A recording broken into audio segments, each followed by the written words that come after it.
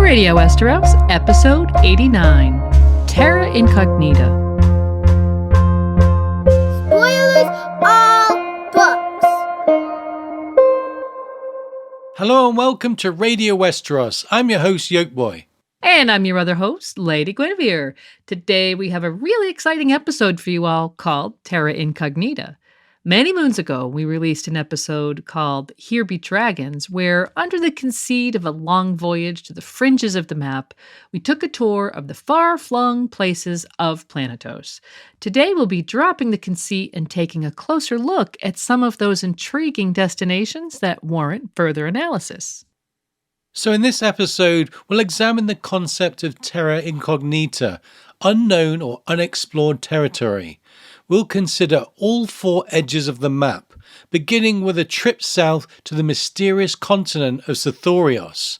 Join us as we consider the purpose of Sothoryos in George's world building, and then explore the jungles where a lost city called Yin lies surrounded by brindled men, lizards with scythe claws, and giant wyverns.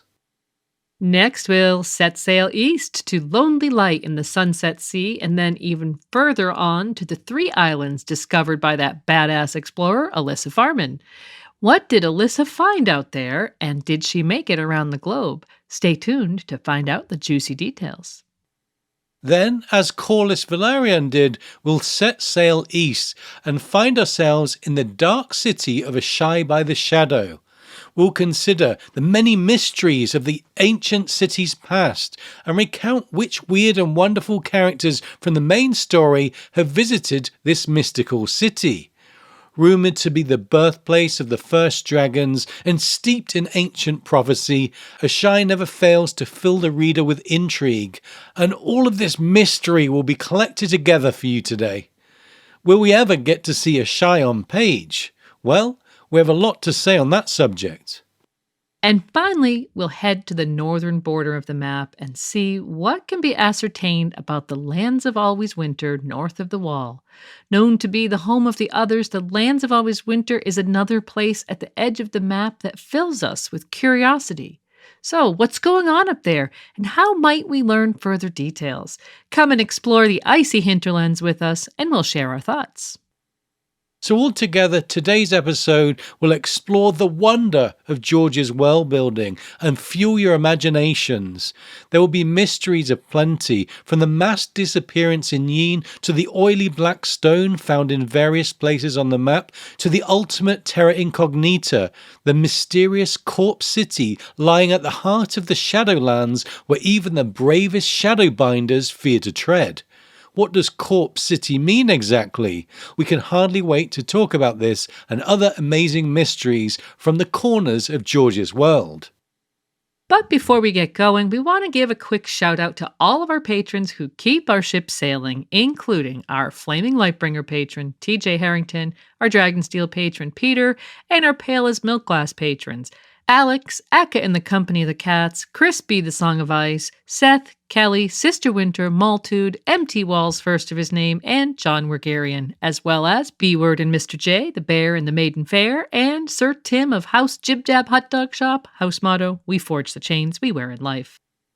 So thanks so much to all you patrons, and if you want to help Radio Westeros, please know that our Patreon campaign gives you the chance to access early release of up to 1 week in advance, and of course personalised shoutouts. Do check out our campaign at patreon.com/Radio Westeros. And now it's time to set sail toward Terra Incognita.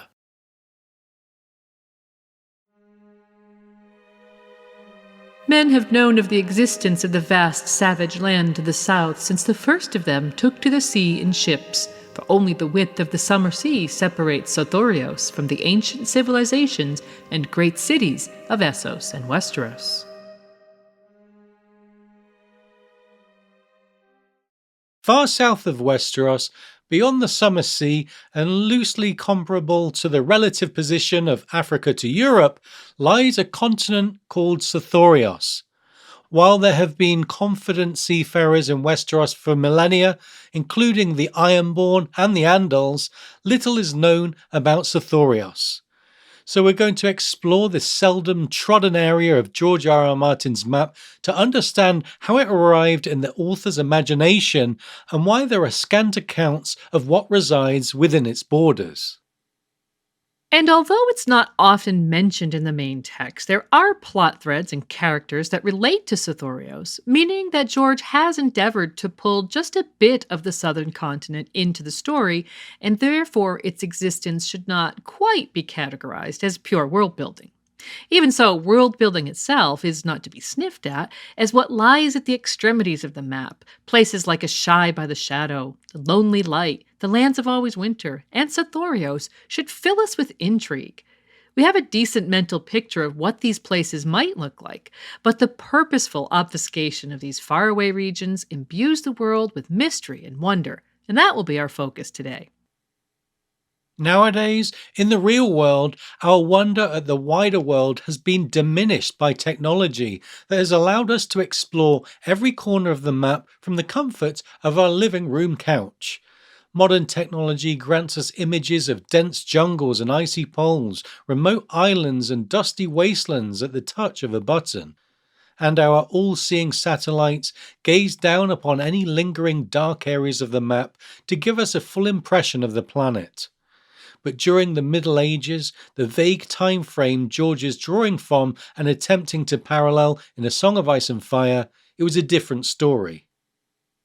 And given that Westeros is largely inspired by British and Irish history, we should consider what the topic of geography entailed for scholars living in that region during the medieval-ish era.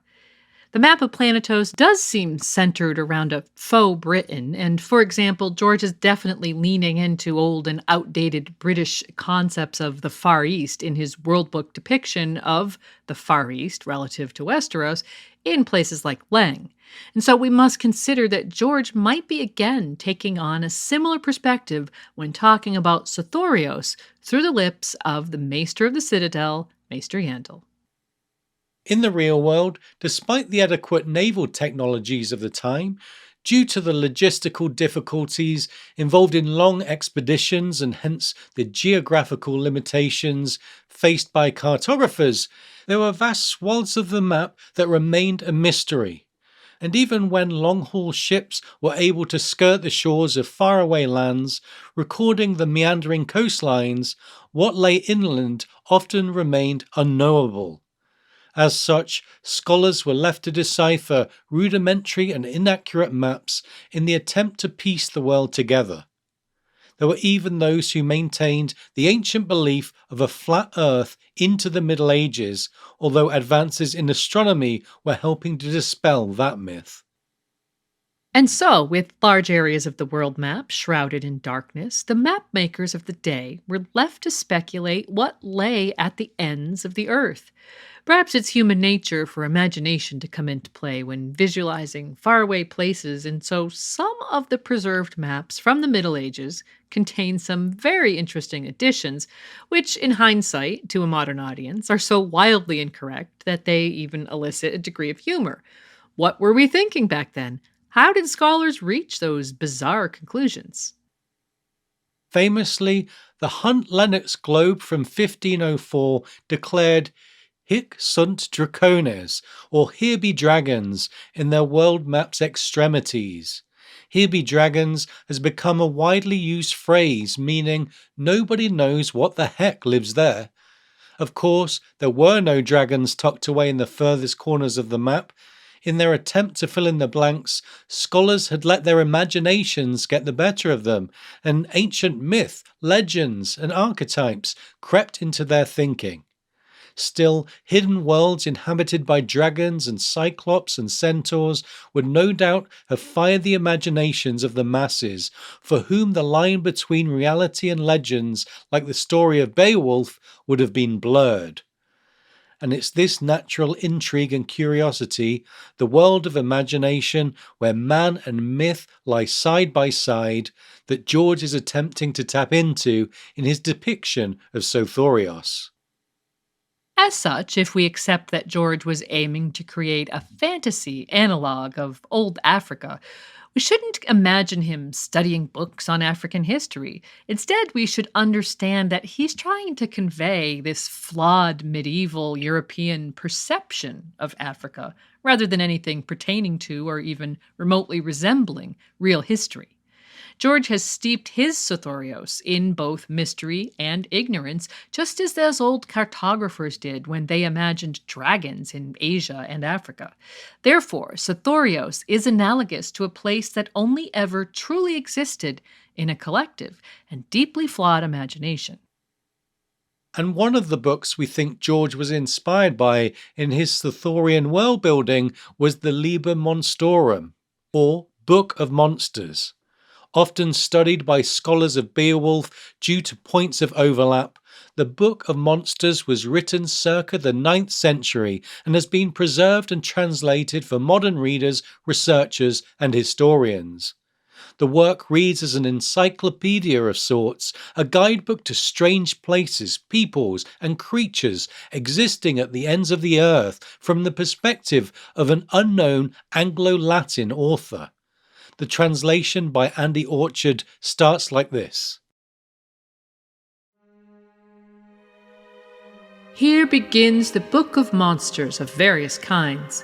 You have asked about the secret arrangement of the lands of the earth, and if as many kinds of monsters are to be credited as are demonstrated in the hidden parts of the world, raised throughout the deserts of the islands of the ocean, and in the recesses of the farthest mountains, and you were particularly asking me to answer about these 3 kinds of the world's area which strike the greatest terror of fear in humankind, so that I should record the monstrous parts of men and the horrible and innumerable forms of wild beasts, and the most dreadful kinds of dragons and serpents and vipers.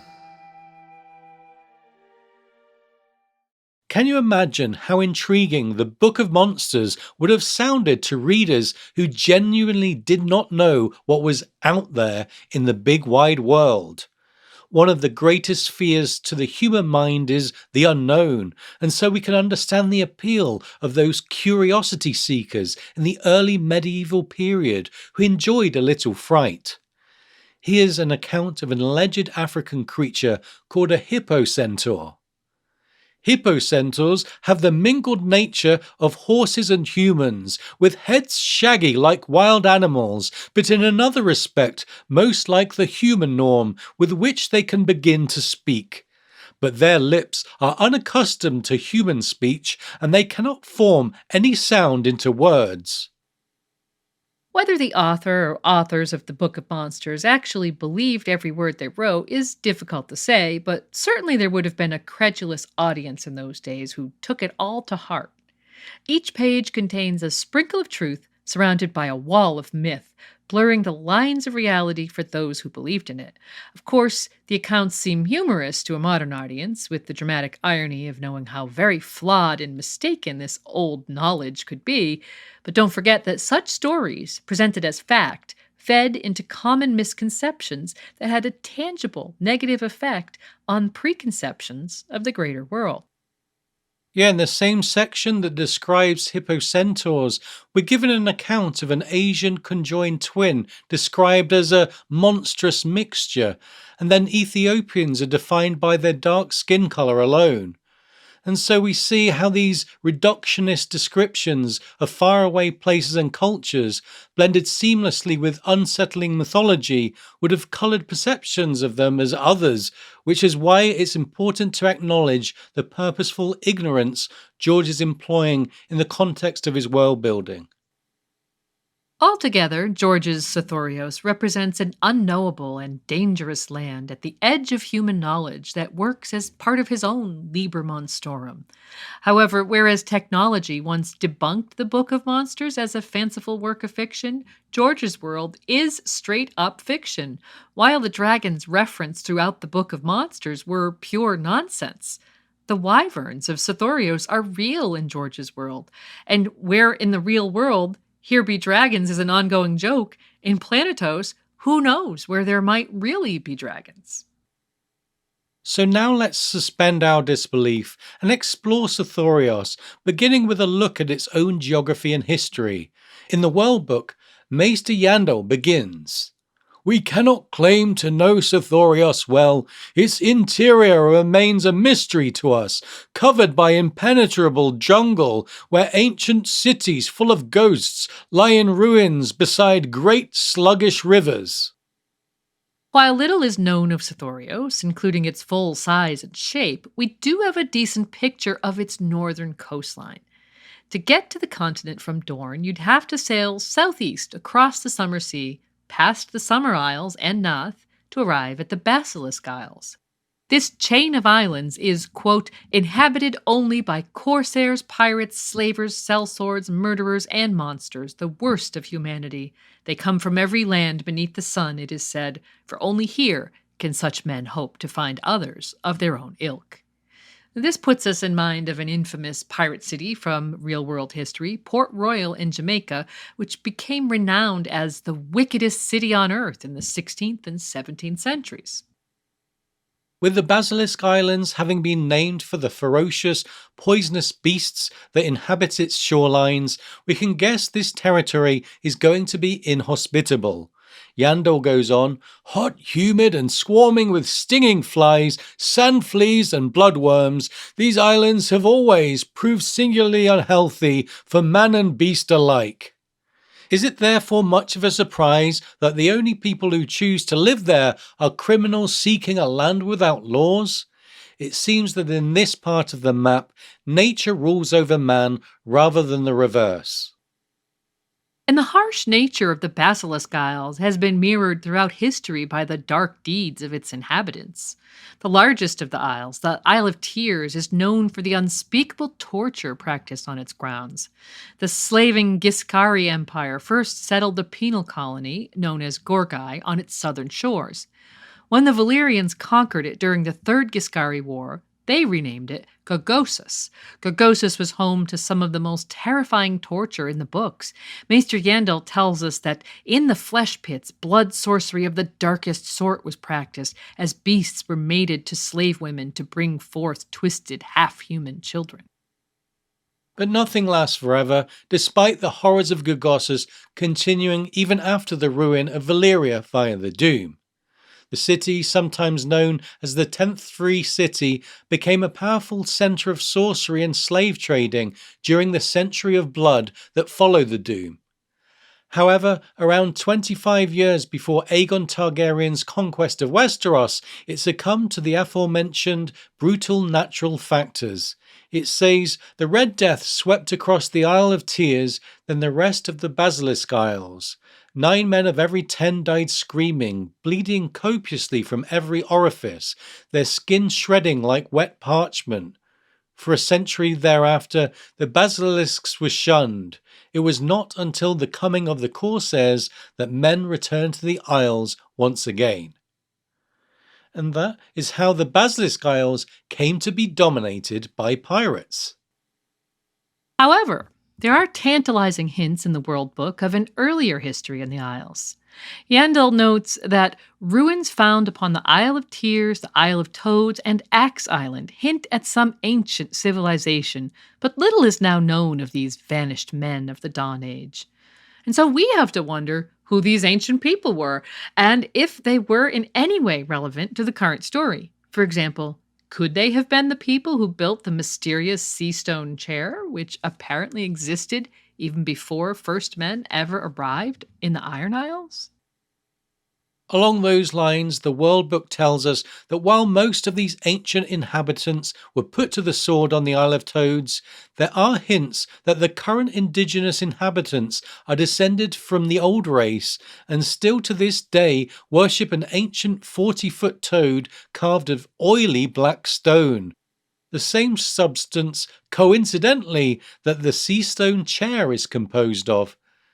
These locals apparently carry, quote, an unpleasant fish-like aspect to their faces, and many have webbed hands and feet.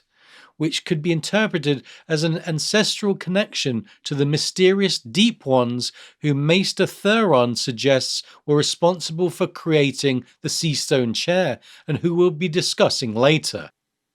So while the ancient race from the basilisks seems decidedly disparate from the main text, there are vague yet intriguing connections to be made.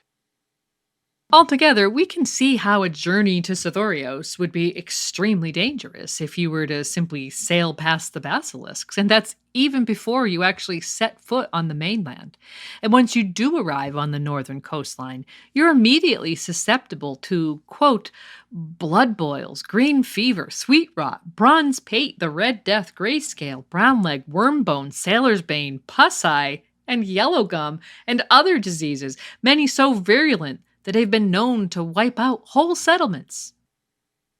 Eustace Hightower, an accomplished mariner who had been escorting famed explorer Lady Alyssa Farman on a westward voyage of exploration, which we'll be discussing later, turned back to the Summer Isles.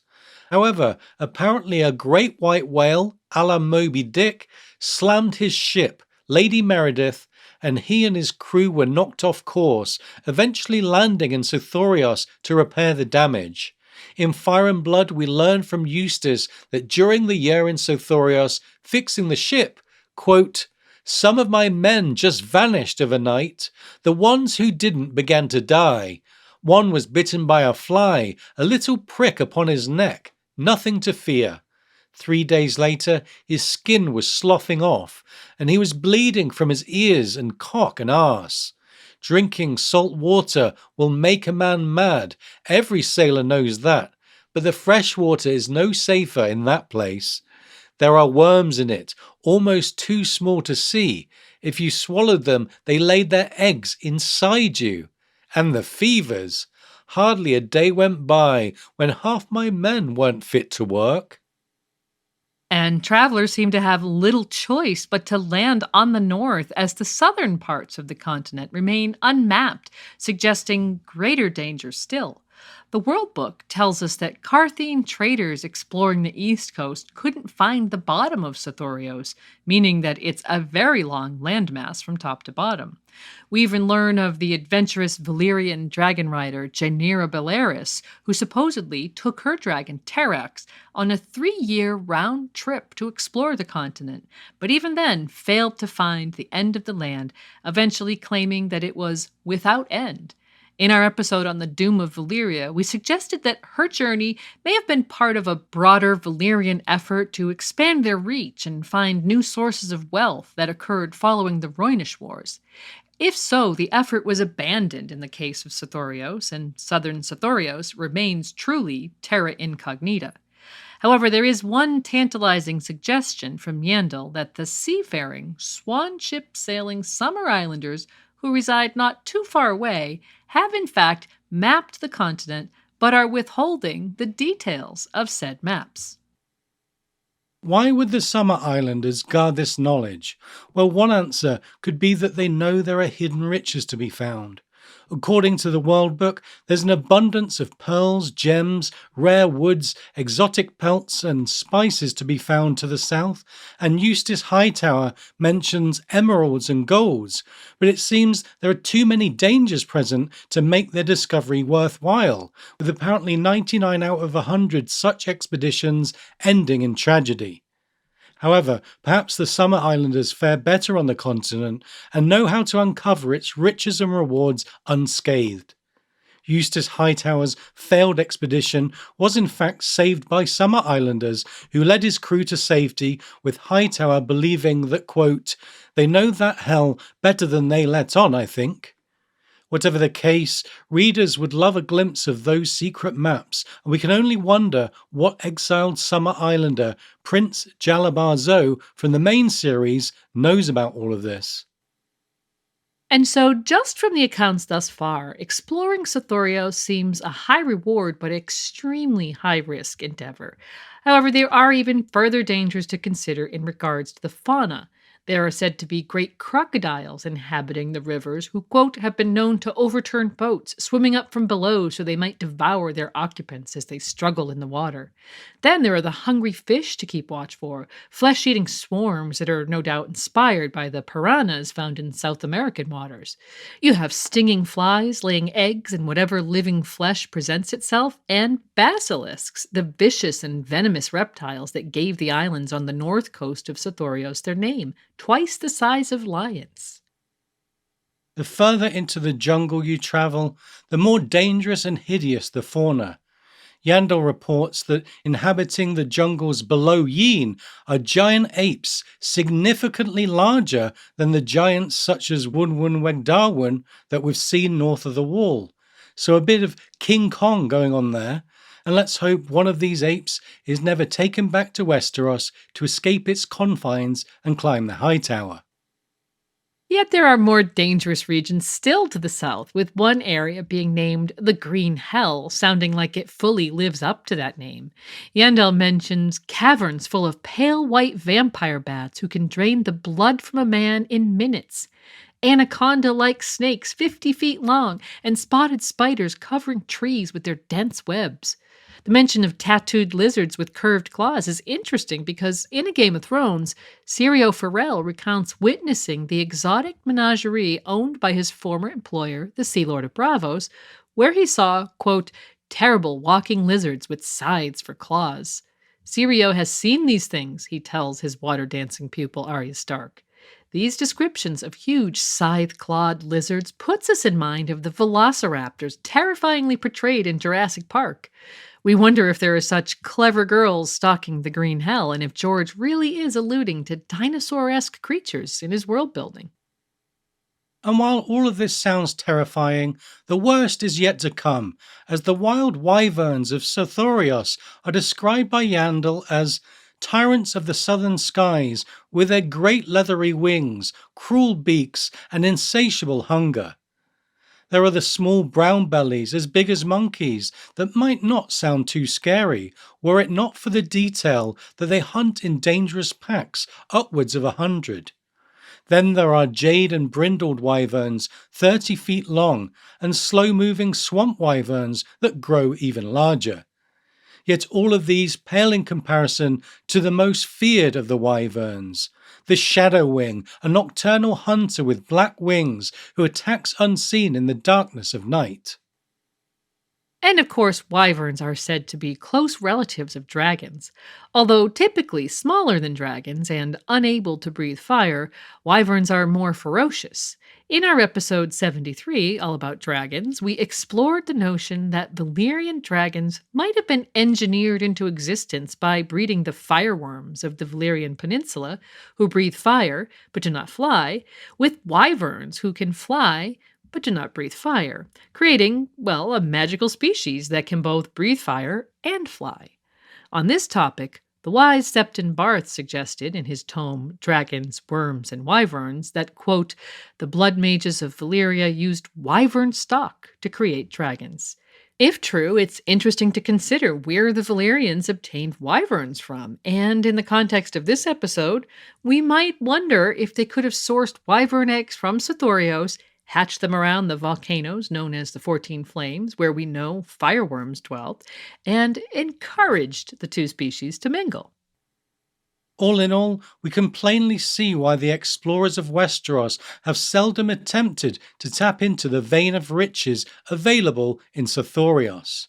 There are simply easier and safer ways to hunt for gems and exotic spices as opposed to trawling through the dense forests with a shadow wing circling overhead and packs of great tattooed lizards on your tail. As Yandel puts it, slavers, traders, and treasure hunters have visited Sothoryos over the centuries, but only the boldest ever venture far from their coastal garrisons and enclaves to explore the mysteries of the continent's vast interior.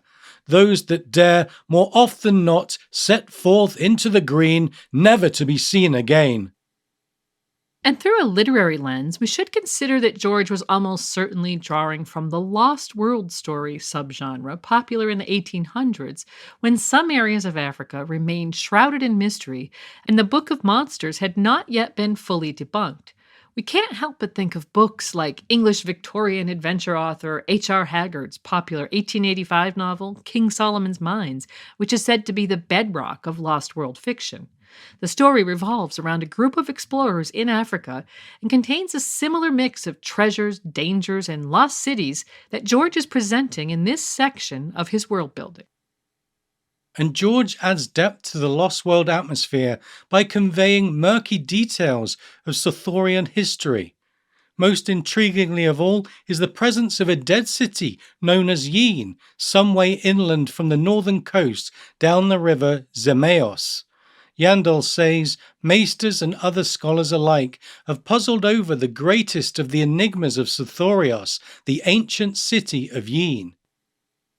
And if the notion of an ancient jungle city of unknown origin isn't intriguing enough, we learn that Yin was built from, wait for it, the same oily black stone that comprises the giant toad statue on the Isle of Toads, the sea stone chair, buildings in Asshai and the Shadow, and possibly the High Tower and the massive 5 forts near Yi. So here we find mystery upon mystery upon mystery. There in Yin, the oily black stone comes in, quote, massive blocks so heavy that it would require a dozen elephants to move them. One of many hints to a mysterious ancient civilization that might have settled around the globe. And you'd think following its abandonment and apparently many thousands of years of local inactivity, the city would have been swallowed up by the surrounding flora, never to be seen again. However, that's not the case. Mystifyingly, according to Yandel, the jungle has not in that time encroached on the city's borders. Indeed, when Queen Nymeria investigated Yin looking to settle her Rhoynish refugees, which we'll touch upon soon, she declared it to be a city so evil that even the jungle will not enter. And so Yin remains a desolate place, perhaps tainted by some dark warding magic we might attribute to whatever ancient peoples used to inhabit the place.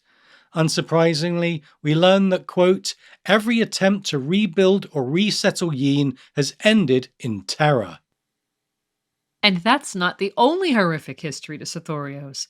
Earlier, we covered the Giscari rule in the Basilisk Isles before the Valyrians came conquering to take the land for themselves. Well, both peoples were present in Sothoryos also. Thousands of years ago, during the days of the old Giscari Empire, they, quote, raised the walled city of Zamatar at the mouth of the river Zemeos. Earlier, we mentioned that they also built the penal colony on the Isle of Tears that the Valyrians would one day take for themselves and turn into a disgusting torture and biological experimentation zone. And it seems these two places, being close in proximity, were meant to establish Giscari control of the area. But as we said, the Valyrians had other ideas, and during their dragon-led ascendance, they not only took over the Basilisk Isles, but founded ill-fated colonies at Basilisk Point, a northwestern peninsula of mainland Sothoryos. And we get a predictable story from Yandel, who tells us that the colonies were abandoned, saying the first was destroyed by the Brindled Men, who are the native Sothorians. The second was lost to the plague, and the third was abandoned when they took control of Zamatar, which as a fortified city was a preferable stronghold. Even with the latter abandonment being a logistical choice, there seems to be no end of horror stories regarding settling in Sothoryos. And Nymeria of the Rhoyne's desperate attempt to settle her people on the shores of northern Sothoryos fared no differently. Having narrowly survived the grasp of the slaver corsairs on the Basilisk Islands, who were demanding a tribute of 30 virgins every year for the kindness of being allowed to settle on the desolate Isle of Toads, Nymeria turned to Sothoryos. There she hoped to find safe harbor in the secluded jungles and carve out a secured space in which to build a community. By then, Zamatar had been abandoned for over 1,000 years, so she guided her ships to its shores and disembarked into the empty city. Perhaps because the city was too small to house the full Roynish contingent, other refugees ventured deeper into the jungle to the aforementioned ghost city of Yin, while others attempted to found new towns at Basilisk Point. However, all three settlements faced familiar horrors. Zamatar was threatened by the usual mix of oppressive heat, parasites, and plagues, particularly affecting the young and old. The towns on Basilisk Point were attacked by slavers, with the Roynish inhabitants being carried off or murdered. And in Yin there were attacks from cannibalistic brindle ghouls, until one day the entire settlement was discovered to have vanished without explanation, putting us in mind of the lost colony at Roanoke. Clearly losing the battle to protect her people, this was the final straw for Nymeria, who soon set sail in search of safety once again. Although we've mentioned George taking a leaf out of the Lost World adventure subgenre, here we've waded into B-movie jungle horror territory, bringing to mind terrifying cult films like Cannibal Holocaust and Eaten Alive. And on the subject of cannibals and brindled ghouls, let's consider who Yandel is referring to there. The Sothoryos are known as brindled men, owing to their skin patterns of brown and white that, according to Yandel, makes them seem more hog-like than human. He also says that they are big-boned creatures, massively muscled, with long arms, sloped foreheads, huge square teeth, heavy jaws, and coarse black hair. Their broad, flat noses suggest snouts. Sothory women cannot breed with any save their own males. When mated with men from Essos or Westeros, they bring forth only stillbirths, many hideously malformed. And it's difficult to say if Yandel's perception of the brindled men as somehow non-human is coming from his ignorant bias, or if George really is hinting at them being non-Homo sapiens and perhaps evolutionary cousins to humans. The description we just read with the heavy jaws and sloping foreheads actually brings to mind early humans like Homo erectus or even our cousins, the Neanderthals. Perhaps the author is trying to convey that, like Africa, Sothoryos is the ancient cradle from which human life sprung in several different branches. With Eustace Hightower's observation of another species, quote, strange creatures, monkeys that walk like men, perhaps there's a hint at Planetos' evolutionary trail out of the jungle being not dissimilar to here on Earth. And the detail that Sothory women cannot mate with Westerosi or Essosi men puts us in mind of the Ebonese.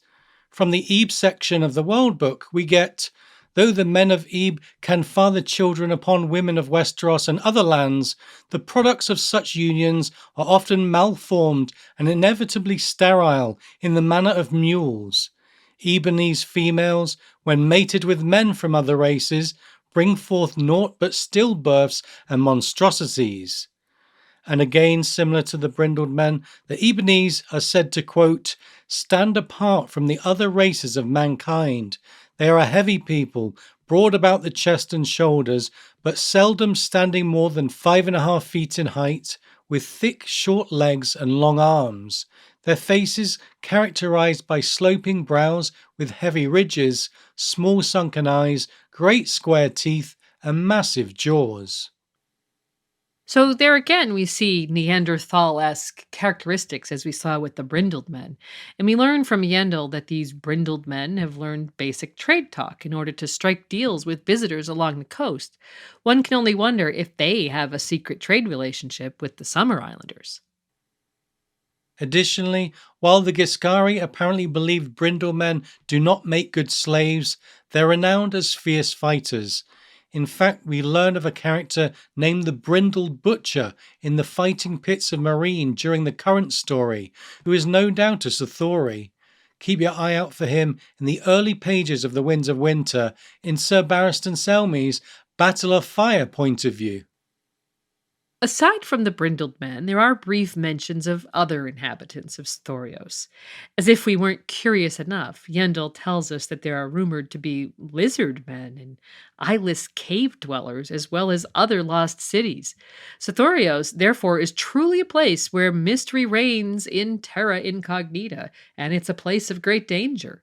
Perhaps if the Iron Captain Victorian Greyjoy had learned the lessons of history, he wouldn't have sent a contingent of his swiftest ships, led by Ralph Stonehouse, along the northern coast of Sothoryos. In A Dance with Dragons, we get this from Victarion's point of view. The dead cities rotting on that fervid, sweltering shore were best avoided, every seaman knew, but in the mud and blood towns of the Basilisk Isles, teeming with escaped slaves, slavers, skinners, hunters, brindled men, and worse, there were always provisions to be had from men who were not afraid to pay the iron price. However, when the Iron Fleet reconvened at the Isle of Cedars before their collective assault on Slavers Bay, Victorian noted that there remained only 9 of those ships that had sailed with Red Ralph Stonehouse. Red Ralph himself was among the missing.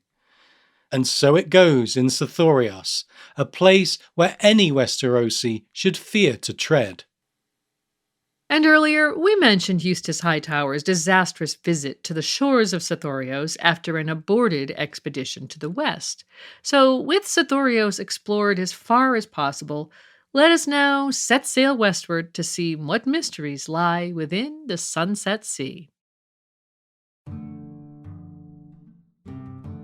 Aeron knew some Farwinds, a queer folk who held lands on the westernmost shores of Great Wick and the scattered isles beyond, rocks so small that most could support but a single household.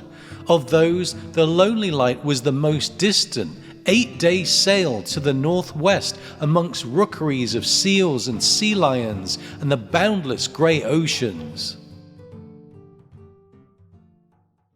In this section, we'll bid adieu to the inhospitable jungles of Sothoryos and turn our sights westwards in search of Terra Incognita there.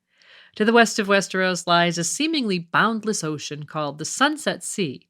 Its waves lap the shores of western Westeros from the frozen lands beyond the Wall down to Dorne, and it extends further south still, where the Sunset Sea meets the Summer Sea.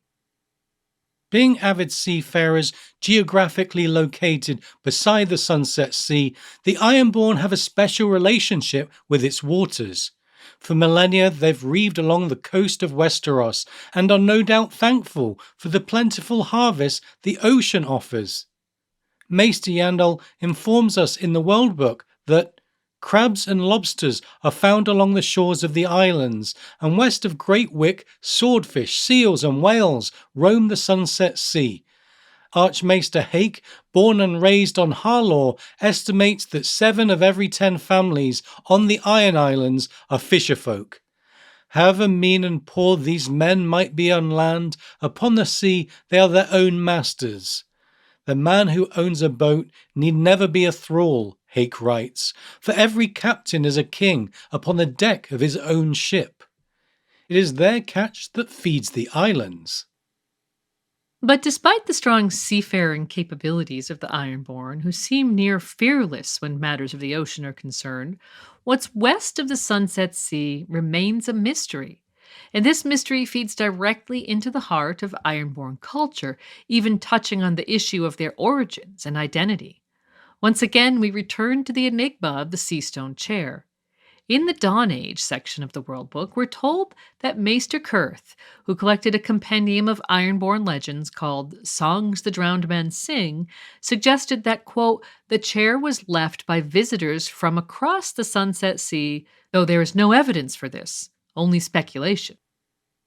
Then later in the Ironborn section, George reiterates this myth as if to place further emphasis upon it. It says, Archmaester Haerug once advanced the interesting notion that the ancestors of the Ironborn came from some unknown land west of the Sunset Sea, citing the legend of the Seastone Chair. The throne of the Greyjoys, carved into the shape of a kraken from an oily black stone, was said to have been found by the First Men when they first came to Old Wick. And then, in yet another section of the World Book, meaning this information has been scattered by George across 3 disparate parts of that book, we learn that a maester called Theron attempted to push the speculation a step further. Yandel says that Theron, quote, noted a certain likeness between the black stone of the ancient fortress that forms the base of the High Tower and that of the seastone chair, the high seat of House Greyjoy of Pike, whose origins are similarly ancient and mysterious. Theron's rather inchoate manuscript, Strange Stone, postulates that both fortress and seat might be the work of a queer, misshapen race of half-men sired by creatures of the salt seas upon human women. These deep ones, as he names them, are the seed from which our legends of Merlings have grown, he argues, whilst their terrible fathers are the truth behind the drowned god of the Ironborn. Of course, Maester Yandel is characteristically skeptical of Theron's speculation and dismisses him as unskilled and his work as unfounded. Yet as readers, we're left to wonder why George would repeatedly return to the notion of the Deep Ones. Aside from being a reference to H.P. Lovecraft's The Shadow over Innsmouth, could the author really be hinting that the Deep Ones were the strange ancient species responsible for one or several of the oily stone mysteries? The one thing we're sure is certain is that we'll never have a solid answer here, and that, as we're seeing today, the unknowable mysteries at the fringes of the known world in every direction is a trademark aspect to George's world building. But now let's consider what we do know about the Sunset Sea. The majority of the Iron Islands lie in Ironman's Bay, with 31 islands, 7 of them major, forming the archipelago west of the Riverlands. However, as we heard in the opening quote of this section, there's another small group of isles further into the Sunset Sea. Presided over by House Farwind, Lonely Light is the largest of 13 islands so far to the northwest it takes 8 days to sail there from Great Wick. Given that a voyage across the narrow sea might take 4 or 5 days, we can see that's a considerable distance away from Westeros. And so, with Lonely Light being so far west, the fact that adventurous voyages further into the Sunset Sea have been largely unfruitful does seem to suggest that any hidden continent must be far away, and the ocean very wide and dangerous. Otherwise, ships setting off from Lonely Light would have found land and returned. The other option is that the Sunset Sea is scattered with occasional islands and wraps all the way round to eastern Essos, which we'll be discussing shortly. But first, it's a good idea to fill in some historic details about Lonely Light, as well as famous quests westward that have been documented by scholars. In Fire and Blood, we get some juicy details about these issues of westward exploration. Of Lonely Light, we learned that, quote, Iron men sailing out from Great Wick were blown off course onto a cluster of rocky islands 8 days' sail to the northwest of any known shore. Their captain built a tower and a beacon there, took the name of Farwind, and called his seat the Lonely Light. His descendants lived there still, clinging to rocks where seals outnumbered men 50 to 1. Even the other Iron Men considered the Farwinds mad. Some named them Selkies. Here George has taken a leaf from history, as he so often does. Iceland in the Atlantic Ocean is a considerable distance northwest of Scandinavia. There's a lot of comparisons to be made between our real-world Vikings and the Ironborn. Well, here's another. Iceland was discovered and consequently settled by Vikings when a Norwegian Viking named Nodod was blown off course by strong winds while sailing to the Faroe Isles in the 9th century. We believe the parallels to the Lonely Light are no coincidence. And there was an interesting detail in that previous quote about the Farwinds that's drawn from real-world mythology. In both Norse and Celtic traditions, a Selkie is a being that manifests as a seal in the sea, but transforms into a human on land. With the Ironborn describing the Farwinds as Selkies, George is not only drawing from these myths, but integrating them into his world-building in relation to skin changers who we know inhabit the bodies of animals. With these devices, George creates an in-world and meta mystique about the Farwinds, showing that while the Ironborn are proudly aside from the other ethnic groups in Westeros, even they perceive people on their periphery as outsiders. And so the Farwinds of Lonely Light are geographically and culturally at the very fringes of the story. On the fringes, yes. But given there are Westerosi settlements on those islands, it's perhaps a stretch to describe Lonely Light as Terra Incognita. The true unknown lies further to the west, and again in Fire and Blood we get a few enticing snippets and one more significant account of westward exploration. Yeah, we learn of Brandon the Shipwright, one of the Stark Kings of Winter, who, as his moniker suggests, was an avid seafarer. Thousands of years ago, Brandon desired to explore distant lands, so he built a fleet of ships and set sail on the Sunset Sea, hoping to cross the ocean. However, Archmaester Gildane tells us that he took them west himself, never to return. Considering Brandon was sailing in a fleet and not in a solitary ship, what happened to him and his crews remains a mystery that has piqued readers' imaginations. And checking the interview archive, one such reader asked George point blank, did one of the Brandon Starks ever reach Asshai by the Shadow? And George replied with a blunt no. So, did Brandon set foot on exotic lands? Was he swallowed up in a storm and shipwrecked on some wretched island? Did a kraken emerge from the depths and pull his fleet down through the salty waves with its giant tentacles? Again, this seems like a mystery that was never supposed to have an answer.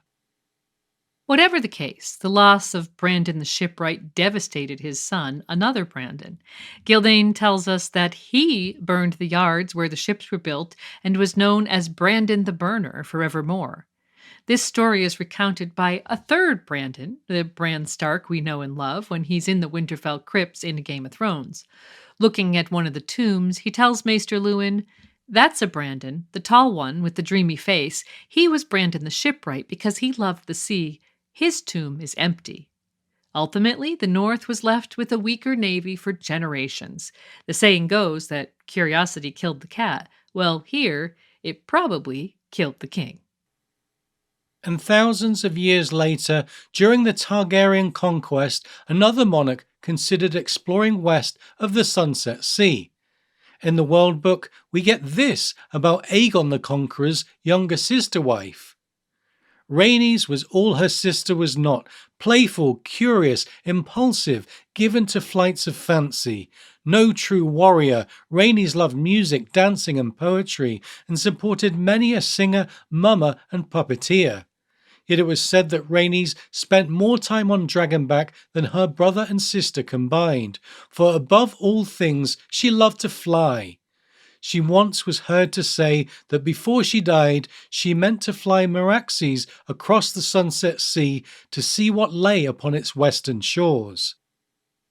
And while Rhaenys Targaryen ultimately died in the war against Dorne when a crossbow bolt was shot through her dragon Meraxes' eye while she was in flight, we're left to imagine her setting off on a Genera Belleris-style dragonback expedition, exploring Terra Incognita for years at a time. What an adventure that would have been. And last but certainly not least, in Fire and Blood we get a wonderfully detailed account of Alyssa Farman's intriguing expedition west. House Farman are the lords of Fair Isle on the west coast of Westeros. And so Lady Alyssa grew up gazing across the Sunset Sea, dreaming about what lay beyond it. Gildane has this to say about her childhood. The wind our steed were the words of the Farmans of Fair Isle, who had sailed the western seas since the Dawn Age, and Lady Alyssa embodied them. As a child it was said that she spent more time at sea than upon the land. Her father's crews used to laugh to see her climbing the rigging like a monkey. She sailed her own boats round Fair Isle at the age of 4 and 10, and by the time she was 20, she had voyaged as far north as Bear Island and as far south as the Arbor. Ofttimes, to the horror of her Lord Father and Lady Mother, she spoke of her desire to take a ship beyond the western horizon to learn what strange and wondrous lands might lie on the far side of the Sunset Sea. Following the death of Aegon the Uncrowned at the Battle Beneath the God's Eye at the hands of his uncle Maegor, his sister wife, Rhaena Targaryen, fled into the west, taking her twin daughters with her. While the girls were eventually sent in secret to safe locations, Rhaena herself, along with her dragon Dreamfire, ended up seeking refuge with Lord Mark Farman on Fair Isle. It was there that she met Lord Mark's children, Andrew and his sister Alyssa. While Rhaena would eventually marry Andrew Farman, the maester at Fair Isle is known to have said that Alyssa was Rhaena's true love, and the years that followed would prove the truth of that statement.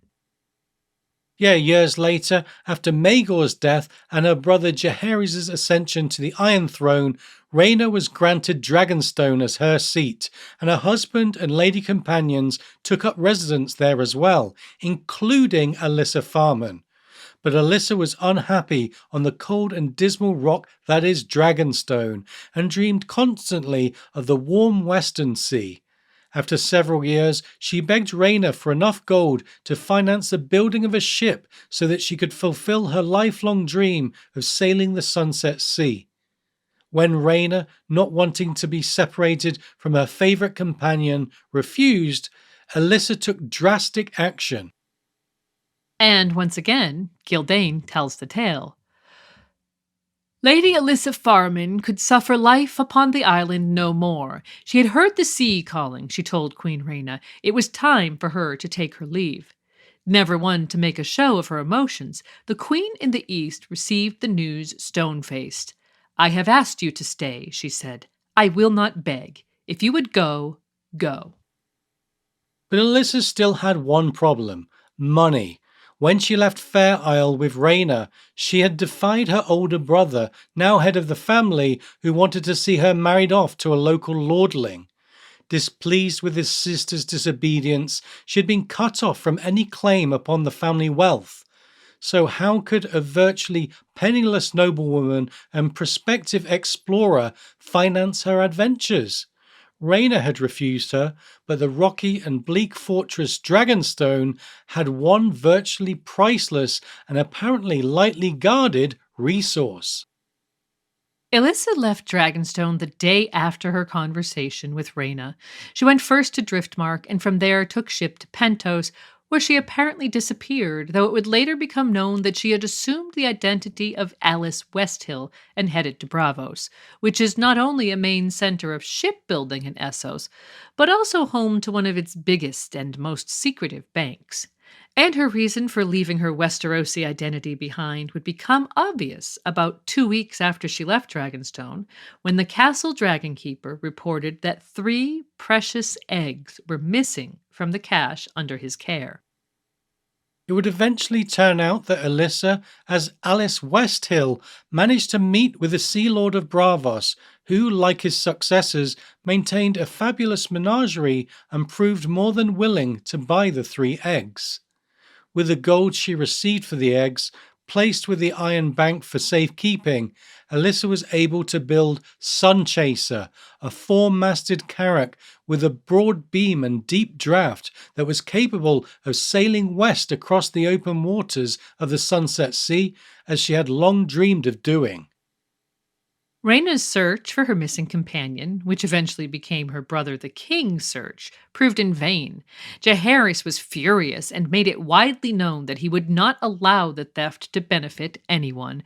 The eggs, he stated unequivocally, were the property of House Targaryen, and so would any hatchlings be. Woe to the person or persons who tried to keep them from their rightful masters. But in spite of the king's strong words, all the cities in Essos, and in particular the Sea Lord of Braavos, remained collectively silent as to the whereabouts of the thief and the eggs. Many months later, a ship captained by the woman known as Alice Westhill departed Braavos, hurried on her way by a warning from the Sea Lord himself. It says, "Go with care, my lady," he told her, "but go. Men are hunting you, all up and down the narrow sea. Questions are being asked, rewards are being offered. I would not care for you to be found in Braavos. We came here to be free of old Valyria, and your Targaryens are Valyrian to the bone. Sail far, sail fast." And so Alice and Sunchaser made their way westwards, stopping in Pentos, Tyrosh, and Lys before heading for Old Town, where she arrived in late autumn of the year 56 AC. There, Alyssa Farman searched for a crew with the ambitious goal of, quote, doing what only a handful of the boldest mariners had ever dared attempt before to sail beyond the sunset in search of lands undreamed of. The challenge was to find a crew who would not defy her or later demand to turn around when the going got tough, and of course, there were very few sailors who shared her dangerous vision. Remember that there was a lot of ignorance about Terra Incognita on the map. Gildane tells us, then as now, ignorant small folk and superstitious sailors clung to the belief that the world was flat and ended somewhere far to the west. Some spoke of walls of fire and boiling seas, some of black fogs that went on forever, some of the very gates of hell. Wiser men knew better. The sun and moon were spheres, as any man with eyes could see. Reason suggested that the world must be a sphere as well, and centuries of study had convinced the archmaesters of the conclave there could be no doubt of that. The dragon lords of the freehold of Valyria had believed the same, as did the wise of many distant lands, from Karth to Yee to the Isle of Lang. And while learned men broadly agreed on the spherical world theory, they did not agree about the actual size of the world. Some archmaesters of the Citadel believed the Sunset Sea to be so wide that it should be considered uncrossable. There were others, however, who estimated the ocean to be as wide as the Summer Sea, which spans from the Arbor to the Jade Sea in the east, which is some distance to be sure, yet not an impossible passage in a suitably resilient vessel. And if there was a western route from Westeros to lands such as Yee, trade routes could be established that could potentially bring in fortunes to the traders. This puts us in mind of explorers like Christopher Columbus, who sailed west to get to the east because he was seeking a quick and easy route to lucrative trading partners like China and India. In fact, it was Columbus who first inappropriately dubbed the indigenous Americans Indians because he thought he'd arrived in India.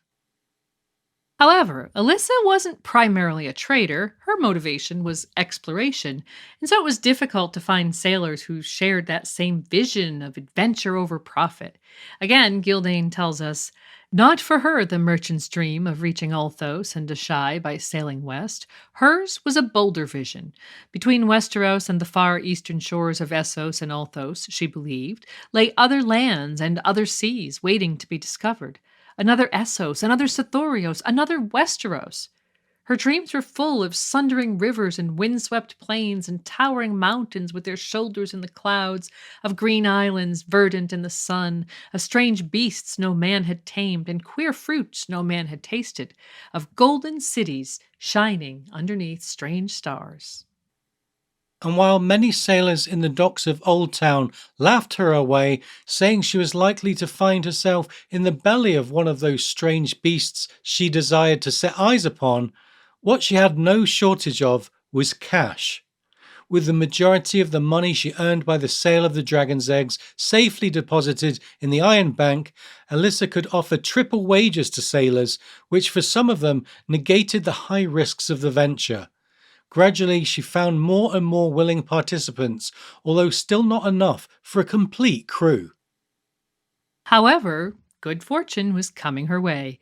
Given Alyssa was searching for sailors in Old Town, word soon got back to the High Tower. The ruling High Tower, Lord Donald, sent his grandsons to interrogate Farman and potentially arrest her. However, when she pitched her dream to Eustace and Norman Hightower, who were avid seafarers themselves, they both decided to join their own ships and crews to hers, forming a mini-fleet. After that, quote, sailors clambered over one another in their haste to join her crew. If the Hightowers were going, there were fortunes to be had. Sunchaser departed Old Town on the 23rd day of the third moon of 56 AC, making her way down Whispering Sound for the open seas, in company with Sir Norman Hightower's Autumn Moon and Sir Eustace Hightower's Lady Meredith. And cautious to not follow in the path of Brandon the Shipwright and various Ironborn across the dangerous, cold northern waters, apparently full of monstrous krakens, sea dragons, and leviathans the size of islands, Alyssa set course for warmer southern waters. With the Sun Chaser built for speed, she made good progress, and the pace of her ship was highly important due to what was happening on the mainland. But then King Jaehaerys had heard about the expedition, immediately recognized that Alice Westill was in fact Alyssa Farman, and sent ravens to Lord Donnell in the attempt to stop the voyage. Whether the ravens arrived too late or Lord Donnell purposefully delayed his response remains unclear. But what we can be sure of is that the ships Donnell sent in pursuit of Alyssa, Eustace, and Norman returned empty-handed. As Gildane puts it, seas are vast and ships small, and none of Lord Donnell's vessels could match the Sun Chaser for speed when the wind was in her sails. So aggravated was King Jaehaerys regarding Alyssa's escape that he even considered mounting Vermithor and pursuing Sun Chaser from the sky. However, there were known to be few rocks to the west, and so Alysanne and Septon Barth rightfully pointed out that Vermithor could become exhausted with nowhere to land and rest. After giving up on the notion of a chase, and knowing that Sun Chaser had been built in Bravos, Jaehaerys asked an Iron Bank representative if they had funded the expedition or knew anything of the stolen dragon's eggs. The envoy, of course, denied all knowledge of Lady Alyssa. And so the trail went cold. However, 3 years later, Eustace Hightower's Lady Meredith limped into Old Town. The ship was in a sorry state, barely recognisable as the proud vessel that had set off from the port alongside Sun Chaser.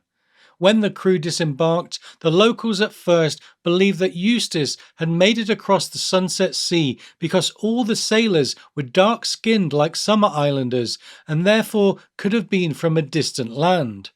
However, it turns out that they didn't just look like summer islanders, but they were summer islanders. As we said earlier, Eustace had ended up shipwrecked on Sothoryos, and the Summer Islanders had saved him and earned themselves a considerable wage in the process.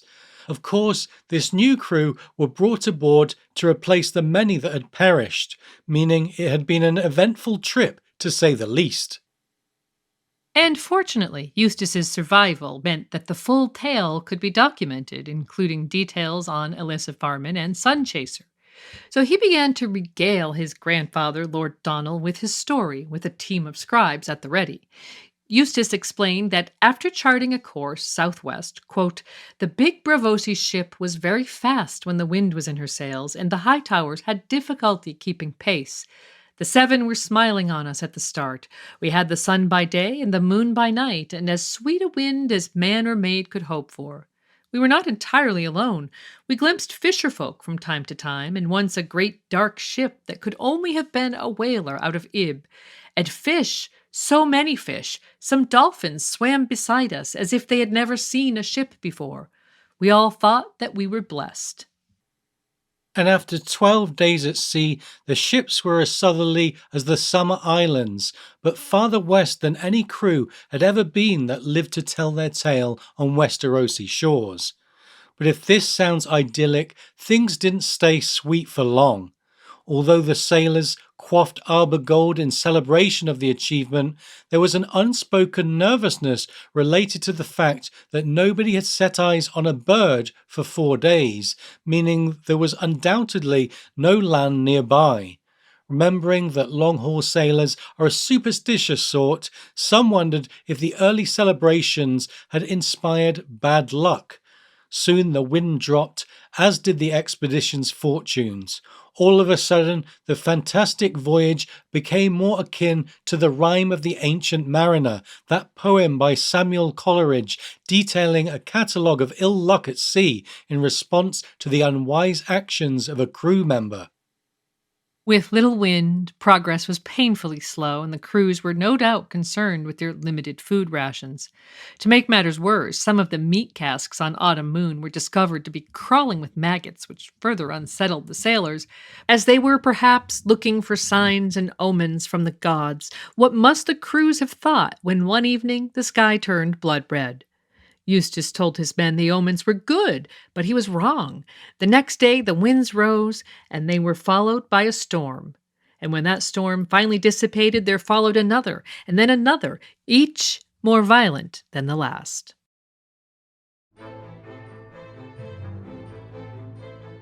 The waves rose higher than our masts, and there was thunder all around, and lightning such as I had never seen before, great cracking bolts that burned the eyes. One struck the autumn moon and split her mast from the crow's nest down to the deck. In the midst of all that madness, one of my hands screamed that he had seen arms rising from the water, the last thing any captain needs to hear. We had lost all sight of Sunchaser by then. All that remained was my lady and the moon. The sea was washing over our decks with every rise and fall, and men were being swept over the side, clinging uselessly to lines. I saw the autumn moon founder with my own eyes. One moment she was there, broken and burning, but there. Then a wave rose up and swallowed her, and I blinked and she was gone, quick as that. That was all it was, a wave, a monster of a wave, but all my men were screaming, "Kraken, Kraken!" and not a word I said would ever disabuse them. And so Eustace witnessed the death of his brother in horrific circumstances. The wind was howling, the waves crashing, and the crew believed that they were sailing through the realm of monsters. One can only imagine the dread and despair aboard Lady Meredith, the sense of impending doom. Eustace lost 9 men that night, and his ship took damage to masts and sails alike. By morning, Sunchaser was well ahead of Eustace's ship, and while suffering some damage, may have avoided the worst of the storm. The next day, the winds and waves settled, the sun came out, and Eustace's lookout spotted Sunchaser doubling back with good news. Not only had Alyssa survived the storm, but she found new land never before recorded by Westerosi cartographers. The storm had driven her further westward to 3 small islands. Eustace recounted to the scribes that the islands were a mountain attended by 2 hills. Sunchaser successfully towed Lady Meredith to the islands, which Alice likened to the size of Dragonstone. And so we arrive in western Terra Incognita. Alyssa and Eustace sheltered their ships at the mysterious islands for over 2 weeks while their crews made vital repairs to get the vessels seaworthy again. In Fire and Blood, we hear, "Lady Alice was triumphant. Here was land farther to the west than any land had ever been known to be, islands that existed on no known chart. Since there were 3 of them, she named them Aegon, Rhaenys, and Visenya. The islands were uninhabited, but springs and streams were plentiful, so the voyagers were able to fill their casks with all the fresh water they required. There were wild pigs as well, and huge, sluggish gray lizards as big as deer, and trees heavy with nuts and fruit." But while Aegon, Rhaenys, and Visenya provided shelter and sustenance enough for the explorers to continue their long journey, the mission had reached a segue. Whereas the small islands had merely whetted Farman's appetite for exploration, as she wondered if there was another Essos beyond the horizon, the same could not be said of Hightower. No doubt still in shock, grieving for the loss of his brother, Eustace, pressured by his crew, decided to unmoor Lady Meredith and head for home. Of course, home meant different things to the pair of captains. For Eustace, it meant safety, comfort, and family.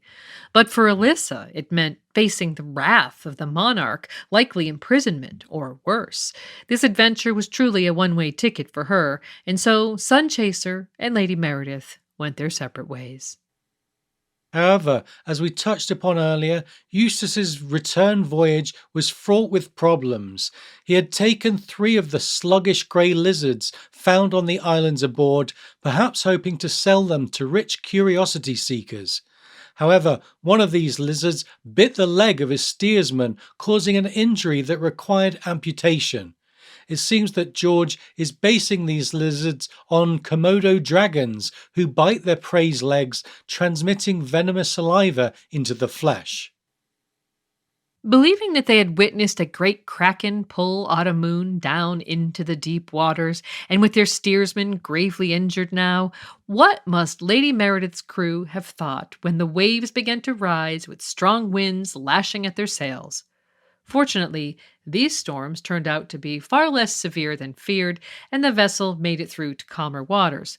However, they'd had to maneuver and change their course due to the prevailing winds, and then disaster struck when a white whale, seemingly taken right from the pages of Moby Dick, attacked and cracked Lady Meredith's hull. In need of another land stop, Eustace made the fateful decision of charting a course for the Summer Islands. But with the steersman injured and many other factors working against them, Lady Meredith was further south than the captain realized. They missed the Summer Islands altogether, which is how they came to arrive on the northern shores of Sothoryos, as we covered earlier. In short, Eustace remained on the southern continent for a year, and in that time many of his men perished in various horrific circumstances. Then, when all hope was lost, a contingent of Summer Islanders arrived and aided Eustace in getting Lady Meredith seaworthy. After setting sail, the ship eventually arrived in Tall Trees Town, the port town in the Summer Isles. With a new crew, comprised of local sailors, Hightower then made safe passage to Old Town and so lived to tell his story. Alyssa Farman, however, last seen chasing the sun in Sun Chaser, was never seen again. There's an intriguing epilogue to this story in Fire and Blood, which deserves to be recounted without our interjection. So here it is in full. Many years later, Corlys Velaryon would take his ship, the Sea Snake, on 9 great voyages, sailing farther than any man of Westeros had ever sailed before. On the first of those voyages, he sailed beyond the Jade Gates to Yi Ti and the Isle of Leng, and returned with such a wealth of spice and silk and jade that House Velaryon became, for a time, the wealthiest house in all the 7 kingdoms. On his second voyage, Sir Corlys sailed even farther east and became the first Westerosi ever to reach Asshai by the Shadow, the bleak black city of the Shadowbinders at the edge of the world. There he lost his love and half his crew, if the tales be true, and there as well, in Asshai's harbour, he glimpsed an old and much weathered ship that he would swear forevermore could only have been Sun Chaser. And so, there we have it. According to famed adventurer Corlys Velaryon, Sun Chaser eventually made it to Asshai, insinuating that Alyssa Farman might actually have sailed from west to east, crossing the Sunset Sea and discovering who knows what new ports to the east of Essos. It's a mind-blowing twist and one that sets our collective imaginations on fire. George gives us this final juicy detail while maintaining just enough mystery to keep his hooks in us. So what happened to Alyssa? Did she find another hidden continent between Westeros and eastern Essos? Given that the map, as we mentioned, seems fairly Britain-centred and loosely based on the real world, might there have been another America-esque continent beyond those 3 islands she discovered? Given Sun Chaser ended up in Asshai, it would have to be land that, unlike the real American continent, allowed an easy route from west to east. It's also possible that Alyssa came straight to Asshai after the 3 islands. Here the reader is left to fill in the blanks themselves, but we'll have more on the possibilities shortly. Altogether, Alyssa Farman's incredible voyage captured the spirit of adventure experienced in centuries gone by. Vulnerable to the whims of nature, explorers in times of old boarded their wooden ships and set off into the sunset, not knowing if they would ever encounter land again. Alyssa's story puts us in mind of Captain James Cook and his expeditions in the Pacific, mapping uncharted lands like New Zealand and Hawaii. Although there's valid criticism to be leveled at Cook regarding his role in colonialism and poor treatment of indigenous populations, his adventures inspired storytellers for generations, including Gene Roddenberry and his beloved sci fi series Star Trek. Roddenberry was so inspired by Cook's exploits, in fact, that he wrote the show's tagline, "To boldly go where no one has gone before," as an homage to Cook's line, "Farther than any other man has been before me."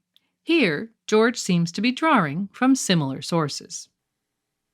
And now, with Corlys Valerian's discovery of Sunchaser fresh in our minds, let's take a page from Alyssa Farman and travel from the Terra Incognita of the West to that of the East, and see where the voyages of the Sea Snake take us.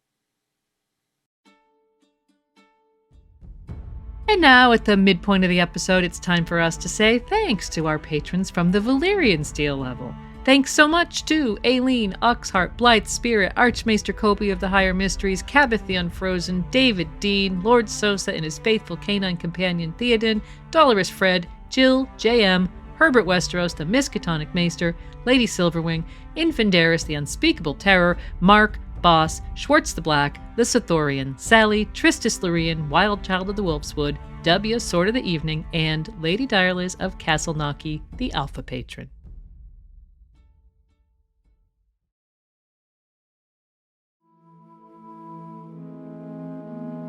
And so we come nearly to the end of the world, or at least the end of our knowledge. Easternmost and southernmost of the great cities of the known world, the ancient port of Asshai stands at the end of a long wedge of land on the point where the Jade Sea meets the Saffron Straits. While the full story of Corlys Valerian's 9 voyages is best told another time, perhaps when George has divulged further details, learning of his second expedition in Fire and Blood, where he apparently became the first Westerosi ever to reach Asshai by the Shadow, ties this segment neatly to the last. Now we arrive in Asshai, that intriguing city of mystery far to the east. When George released the Lands of Ice and Fire map book in 2012 and the World Book in 2014, we were introduced to many peculiar places, from the Thousand Islands to the City of Winged Men to the Isle of Toads, none of which have ever been mentioned in the text. Thus, the author was able to open up his world wider than ever before.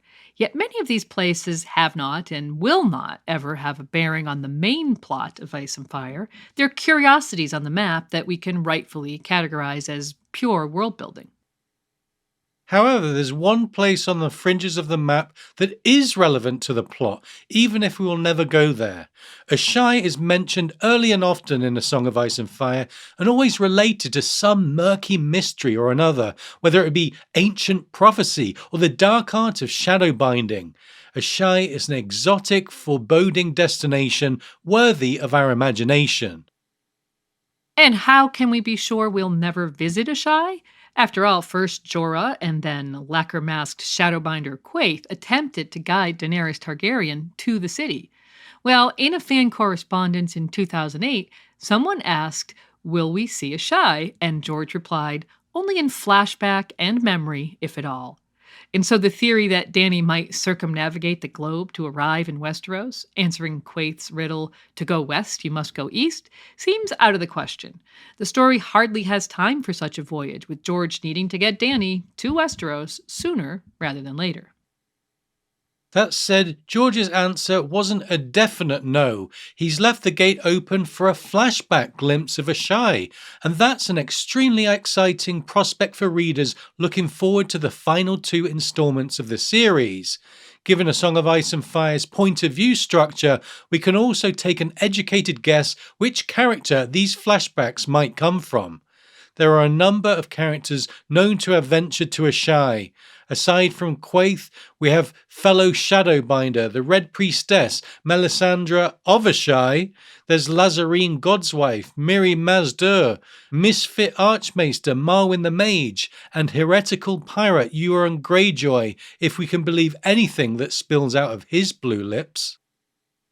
Given George has indicated there will be no new point of view characters in The Winds of Winter, unless there's a curveball prologue or epilogue character, it seems certain that any flashbacks will come from Melisandre. During A Dance with Dragons, we received our first Melisandre point of view chapter, and following Jon Snow's demise at the Wall, we expect more from her in The Winds of Winter. So far, we've learned that she was an unfortunate slave child, Melanie of Lot 7, who was at some point taken to a Red Temple. And from there, we suppose she was sent to Asshai to study ancient prophecy related to Azor Ahai and brush up on her witchcraft. There, she might have learned to bind shadows to her will, lessons that would one day lead to her birthing 2 shadow babies, aiding the cause of the man she believes to be the reincarnated savior figure Azor Ahai, Stannis Baratheon. And although Stannis' wife Selyse accepted Melisandre onto Dragonstone years earlier, converting to the faith of R'hllor under her guidance, it's not until A Clash of Kings where we first meet the Red Priestess.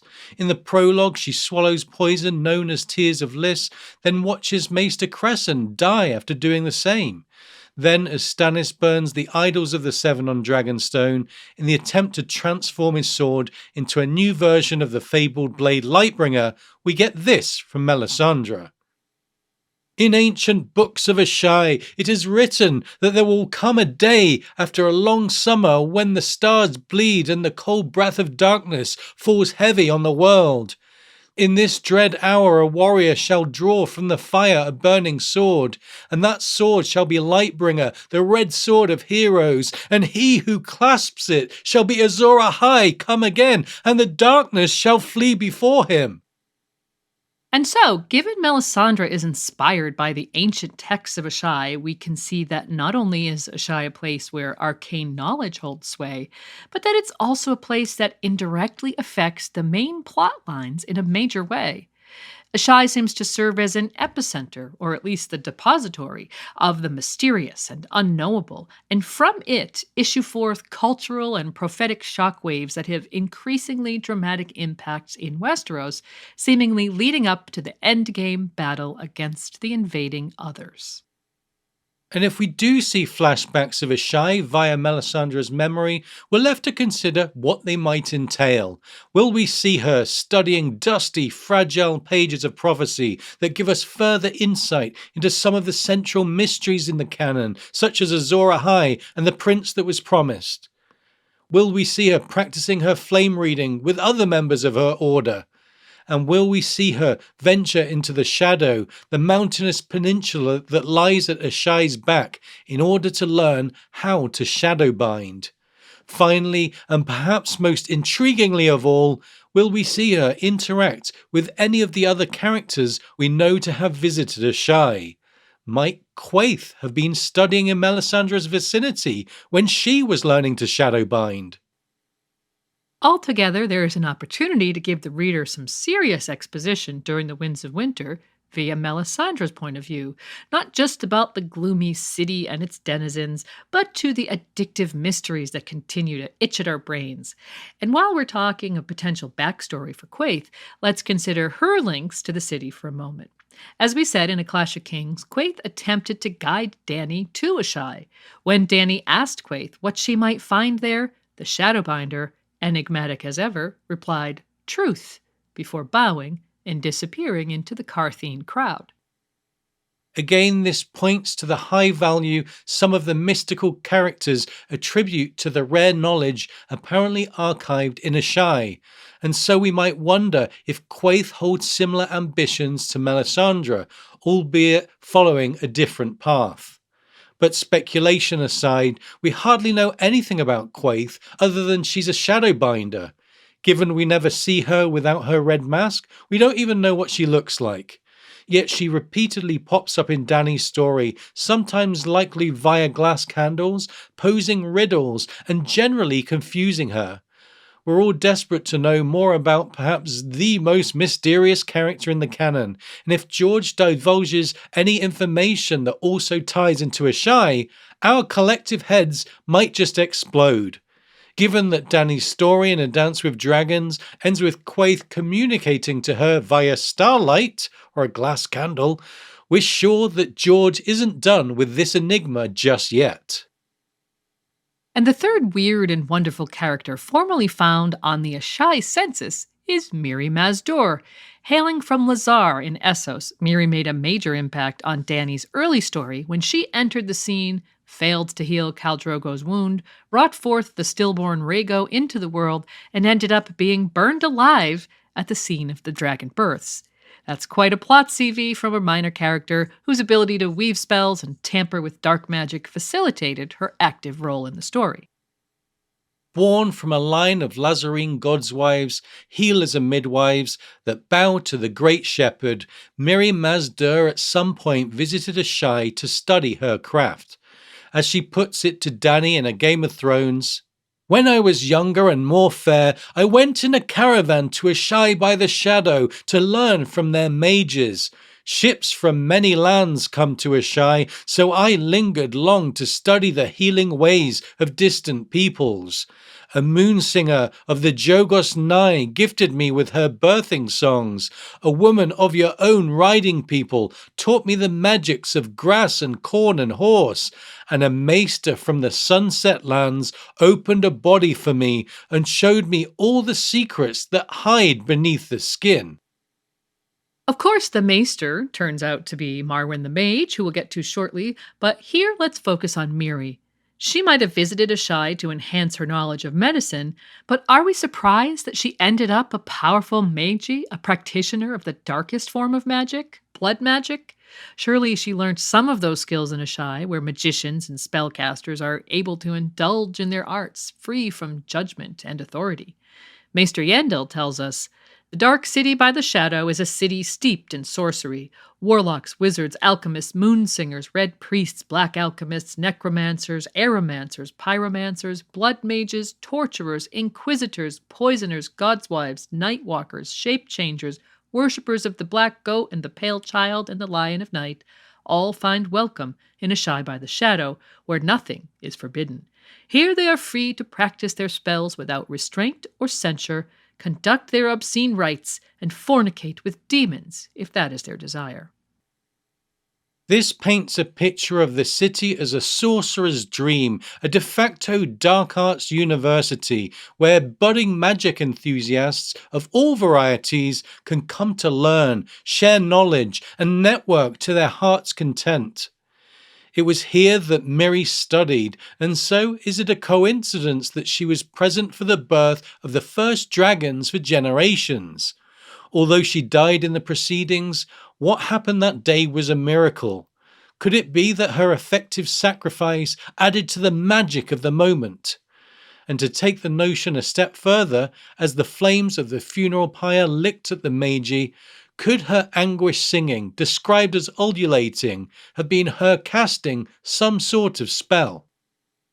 Yeah, it's interesting to note that earlier in the same book, the voices of spell singers at the Eastern Market are described as ululating. And when Miri herself is attempting to save Drogo with blood magic, her singing is described as ululating again. Then, soon after, that distinctive word is used by George for a third time, and the three dragons are born against all odds. So fans wonder if, in the moment of Miri's demise, the singing of a magical midwife who was perhaps trying to preserve herself with a spell, coupled with the power of human sacrifice, could have fed into the miracle of the dragon's birth. Crackpot theories aside, it does seem likely that the dramatic effect Miri had on the greater plot was rooted in the magic she learned in Asshai. As we said, the city seems to emanate these waves of influence from the other side of the map, which impact Essos and ultimately Westeros in a major way. And let's keep Miri in mind, as the next character we want to discuss is Marwyn the Mage, who, as we said, studied with her in the Dark City. Yeah, Marwyn is the fourth intriguing ex-resident of Asshai. Evidently a well-studied man, Marwyn sticks out like a sore thumb amidst his more compliant fellow scholars of the Citadel, whom he dubs the Grey Sheep. In the A Feast for Crows prologue, our point of view Pate thinks this about the mage. Marwyn looked more mastiff than maester, as if he wants to bite you. The mage was not like other maesters. People said that he kept company with whores and hedge wizards, talked with hairy Ibonese and pitch-black summer islanders in their own tongues, and sacrificed to queer gods in the little sailors' temples down by the wharves. Men spoke of seeing him down in the Undercity, in rat pits and black brothels, consorting with mummers, singers, sellswords, even beggars. Some even whispered that once he had killed a man with his fists. And we learn of this unconventional maester's motives for travelling to the Far East in the same prologue, along with how he got his nickname. It says, when Marwyn had returned to Old Town after spending 8 years in the East mapping distant lands, searching for lost books, and studying with warlocks and shadowbinders, Vinegar Valen had dubbed him Marwyn the Mage. Marwyn is so passionate about lost books, he collated snippets of old tomes called, well, the Book of Lost Books. When Asha Greyjoy visits her uncle Roderick the Reader on Harlaw in A Feast for Crows, he's reading a copy. And we get this. Archmaester Marwyn's Book of Lost Books. See here? Marwyn claims to have found 3 pages of signs and portents, visions written down by the maiden daughter of Aenar Targaryen before the doom came to Valyria. So with an interest in lost knowledge, perhaps it should not come as a shock that Marwyn visited Asshai to conduct his research. We learn that he has a keen yet cautious interest in prophecy, providing the memorable quote, "Prophecy will bite your prick off every time." He's also managed to light a Valyrian glass candle for the first time in generations, allowing him to spy on people from afar. And when he learns of Dany and her dragons, he drops everything and bolts out of the citadel doors towards the harbour at Old Town. And so we have a member of the Asshai Club who's interested in magic, dragons, glass candles, and prophecy. Who would have thought? While Melisandre might be our best bet for some immersive Asshai flashbacks, there is every chance that Marwyn will be providing some jaw-dropping exposition during the Winds of Winter. If Marwyn makes it to Dany, offering his services and wisdom, he might talk to her about Asshai. And that would make an interesting conversation, given Miri's name would surely pop up. We wonder if Dany would remember Miri mentioning Marwyn to her all the way back in A Game of Thrones, and if she might admit to burning Marwyn's former pupil alive. What we would give to be a fly on the wall for that conversation. And so Miri, Marwyn and Quaithe are all important characters to Dany, with the ironically myopic flame reader Melisandre bound to cross paths with the Dragon Queen eventually. And don't forget that Euron Greyjoy, who has his own designs on Dany, might himself become a vehicle for details about Asshai, if indeed he did visit the city. Given that some characters in universe are beginning to believe that Dany is Azor Ahai reborn, it's no wonder that her connections to Asshai continue to manifest. Not only does Dany's arc intersect with some of these intriguing characters, but there's a fair bit of Asshai through her story. First of all, the 3 dragon's eggs Illyrio Mopatis gifts her are ostensibly from Asshai, although rather aptly in the context of this episode, it starts to seem more than likely that these are the same 3 eggs stolen and traded to the Sea Lord of Braavos by Alyssa Farman that funded her expedition to the west. But don't forget that there's speculation sprinkled through Dany's story that dragons were originally from Asshai, or at least the neighbouring Shadow. When Dany asks her handmaidens if they've ever seen a dragon, it says, she had heard that the first dragons had come from the east, from the Shadowlands beyond Asshai and the islands of the Jade Sea. Perhaps some were still living there in realms strange and wild. And this is a concept George built upon in the World Book, where Maester Yandel tells us, these Asshai histories say that a people so ancient they had no name first tamed dragons in the shadow and brought them to Valyria, teaching the Valyrians their arts before departing from the annals. And actually, dragons hailing from the Asshai area makes sense, because when the curiosity seekers pour into Qarth to witness Dany's dragons, we hear that trader captains brought lace from Myr, chests of saffron from Yiti, amber and dragonglass out of Asshai. The fact that dragonglass is a major export of Asshai is telling because it means the area is volcanic, and we know from the histories of Valyria which cuddly fire-breathing creatures love volcanoes, don't we? Dragons. But there's yet another link between Asshai and dragons to be found in Bran Stark's POV. Following his defenestration from a Winterfell tower, Bran finds himself comatose, dreaming of a three-eyed crow. In one chapter, we're privy to a detailed coma dream where Bran sees across the narrow sea, to the free cities and the green Dothraki sea and beyond, to Vase Dothrak under its mountain, to the fabled lands of the Jade Sea, to Asshai by the shadow, where dragons stirred beneath the sunrise. Given the theme of magic returning to the world following Dany's dragons hatching, we think it's probably the case that the species were truly extinct worldwide, and that this could be a vision of a past where dragons once roamed freely in the skies around Asshai and the Shadow.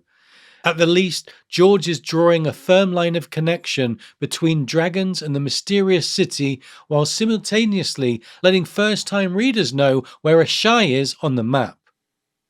And so, having been visited by a collection of some of the most curious characters in the story, pertinent to a growing number of important point of view characters who are impacted by its culture and prophecies, and providing part of the dragon origin story, we can see that Asshai has an outsized influence on the text. It's a place that lurks at the corner of the map, transmitting its magical aura from afar. And although that about sums up the details from Asshai derived from the main text, fortunately there's more. In the final section of the World Book, George chooses to give us a surprisingly generous glimpse of the city.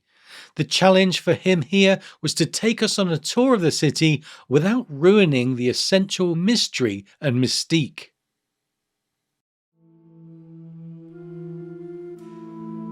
Travelers tell us that the city is built entirely of black stone. Halls, hovels, temples, palaces, streets, walls, bazaars, all.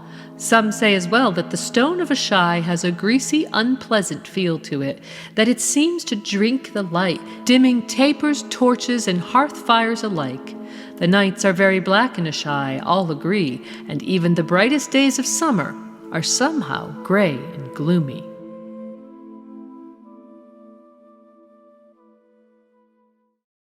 And so here in Asshai, we see again the curious oily stone which connects Yin, the Isle of Toads, and the Seastone Chair and other mysterious places, alluding once more to a mysterious ancient race. Like Yin, Asshai is actually built of the stone, and the detail that it drinks the light, making the whole city strangely and permanently gloomy, adds to the foreboding atmosphere of the city. And the vast size of Asshai, said to be larger than Volantis, Karth, King's Landing, and Old Town combined, speaks to an intriguing ancient history, which we'll get to in a minute. But the sprawling city plan only adds to its eeriness, as in fact, there are only a relatively tiny amount of inhabitants in Asshai. And so the great city is more or less empty, with deserted streets, no crowds, no bustling markets. It seems everyone wants to keep themselves to themselves, with their faces hidden behind masks and veils, or riding in palanquins carried on the backs of slaves.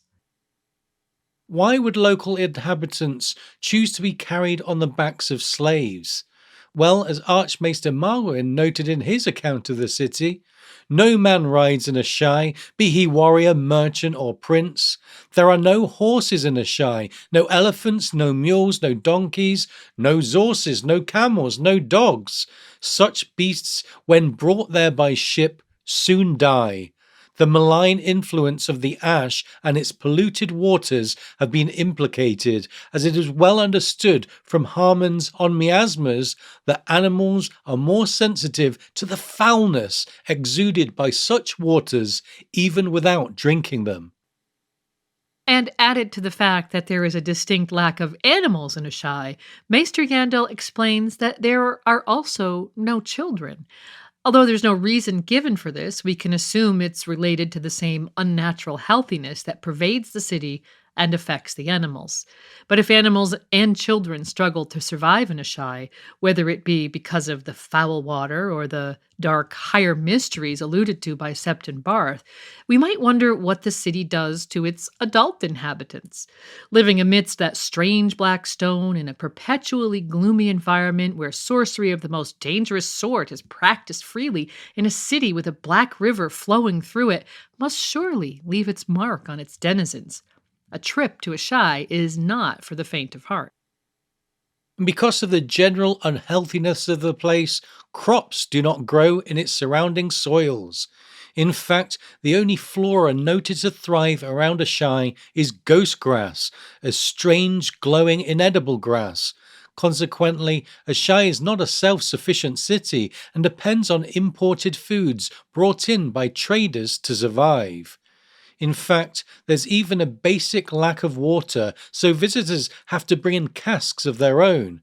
It's a city that isn't meant to be lived in, and much like the inhospitable Basilisk Isles becoming a haven for pirates, Asshai's unwelcoming atmosphere guarantees its sorcerers will be left alone.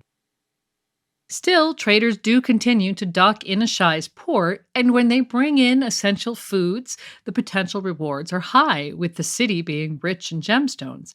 There's even an abundance of gold, though some say the gold of the Shadowlands is as tainted as its city. There are other valuable exports, too. Mance Raider's symbolic cloak was stitched together with scarlet silk from Asshai that washed up on the shores north of the wall, and there are also unmentionable curiosities sold in the black bazaars, no doubt related to the strange magics that are not produced anywhere else in the world. The population of Asshai might be diminutive, but we imagine many of the inhabitants are skilled enough to create magical products, poisons, and potions that satisfy a secret demand. But considering its sprawling size, we can guess Asshai wasn't always thinly populated. Whereas the number of current inhabitants equates to a market town, the vast walls speak to a time when the city thrived. Unfortunately, the history books are severely limited in this regard, with Maester Yandol confessing, "Its origins are lost in the mists of time. Even the Asshai do not claim to know who built their city. They will only say that the city has stood here since the world began and will stand here until it ends." And so we can only speculate what went on in ancient days in Asshai. If dragons really were first tamed in the area, it's possible that Asshai was once a powerful, thriving city that employed dragons militarily like the Valerians did millennia later. Certainly, the scale of the city suggests that at a point in ancient history, Asshai was not just some far-flung hideout for sorcerers, but was a self-sustaining city with a large population. The fact that it has walls comes with its own implications, since cities generally build walls when a defensive position is required. So we wonder about past wars and empires. Was Asshai an outpost of the fabled Great Empire of the Dawn, or did it perhaps stand in opposition to it, or a similar civilization? The surrounding unhealthy gloom almost sounds like a fantasy version of a radioactive fallout and puts us in mind of Valyria, which became unlivable following the doom. Who knows what brought Asshai to its knees and left it empty? Not even the local Asshai, who after all must all be incomers since there are no children present, seem to have the answer. While the city has a reputation for ancient record keeping and prophecy preservation, less can be said about documents of its own history. And so we wonder how far back the city's history stretches, perhaps back to the Dawn Age, when the first men were still in Essos, and the children of the forest and the giants coexisted in Westeros without the interference of man, or since the world began, in the local parlance. But still, even with all the mystery that surrounds the city of Asshai, we have yet to visit the true heart of mystery in the Shadowlands. North of Asshai, adjacent to the Mountains of the Morn, is territory only Shadowbinders are brave enough to tread. Along the River Ash is a passage kept in near perpetual darkness called the Vale of Shadows. There you can find caves and cliffs where, quote, demons and dragons and worse make their lairs. The farther from the city one goes, the more hideous and twisted these creatures become. And finally, we arrive at the heart of darkness. At the end of the path lies the corpse city of Stygai, a place too daunting even for shadowbinders. The name Stygai is at once a reference to a place in Robert E. Howard's Shadow in the Moonlight and a play on the word Stygian, meaning related to the river Styx, the river separating the realm of the living from that of the dead in Greek mythology. The reader is left to wonder if Stygai's description as a corpse city means it's a dead city, as in empty, or a dead city, as in inhabited by necromancers and their undead servants. There has to be a reason even the most seasoned shadowbinder won't venture through its gates. However, just as our hearts are pounding in our chests, Maester Yendel drops in a sprinkle of his trademark skepticism. Or so the stories say, he says. Of course, there have been credible visitors to Asshai, like Corlys Velaryon and Marwyn the Mage, yet so much of the area remains shrouded by shadow, both literal and metaphorical. Who can really say if Stygai actually exists and what might transpire within its walls? How much of the information we've walked through today is true is down to the reader to consider. And it's this device of the unreliable narrator, especially those skeptical maesters, coupled with scant details, that allows George to retain the addictive air of mystery about his city at the end of the world. The World Book leaves us thirsty for more information about Asshai, the Shadowlands, and Stygai, and that's exactly how the author wants to leave it. As Yendel puts it, whatever lands and seas might lie beyond them must remain a closed book to wise men and kings alike. There is always more to know, more to see, more to learn. The world is vast and wondrous strange, and there are more things beneath the stars than even the archmaesters of the Citadel can dream. The Lands of Ice and Fire map book does give us vague hints to lands further east still. The north coast of far eastern Essos is forested in a vast area known as Mosavie. Below that is a huge expanse of freezing desert called the Grey Waste.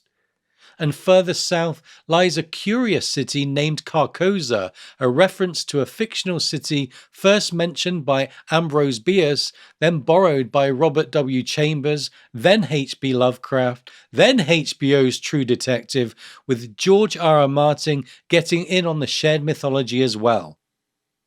Finally, and tantalizingly, the eastern maps offer us a glimpse of a land called Ulthos.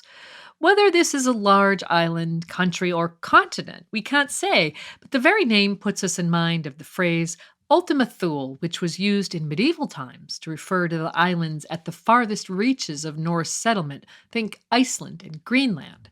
But before that meaning was implied, the phrase Ultima Thule was used in classical times to simply mean any place that was beyond the edges of the known world, very much in keeping with our theme of Terra Incognita.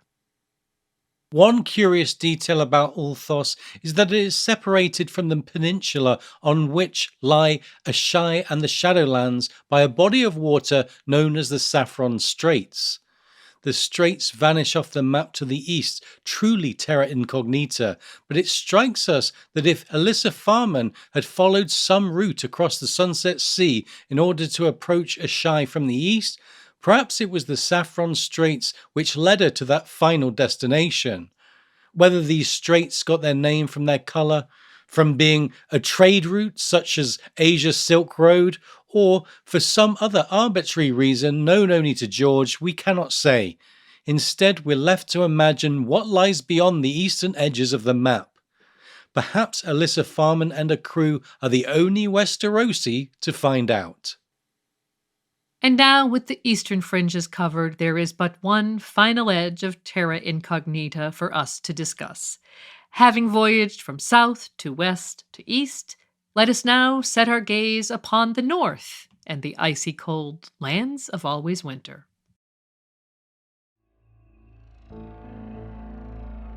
There are other tales about the Long Night, harder to credit and yet more central to the older histories, about creatures known as the Others. According to these tales, they came from the frozen lands of always winter, bringing the cold and darkness with them as they sought to extinguish all light and warmth.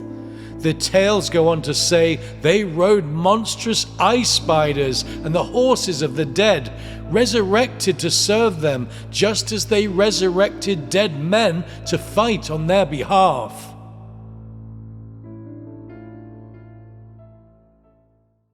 It might surprise you to know that the lands of Always Winter are only mentioned once in the main series.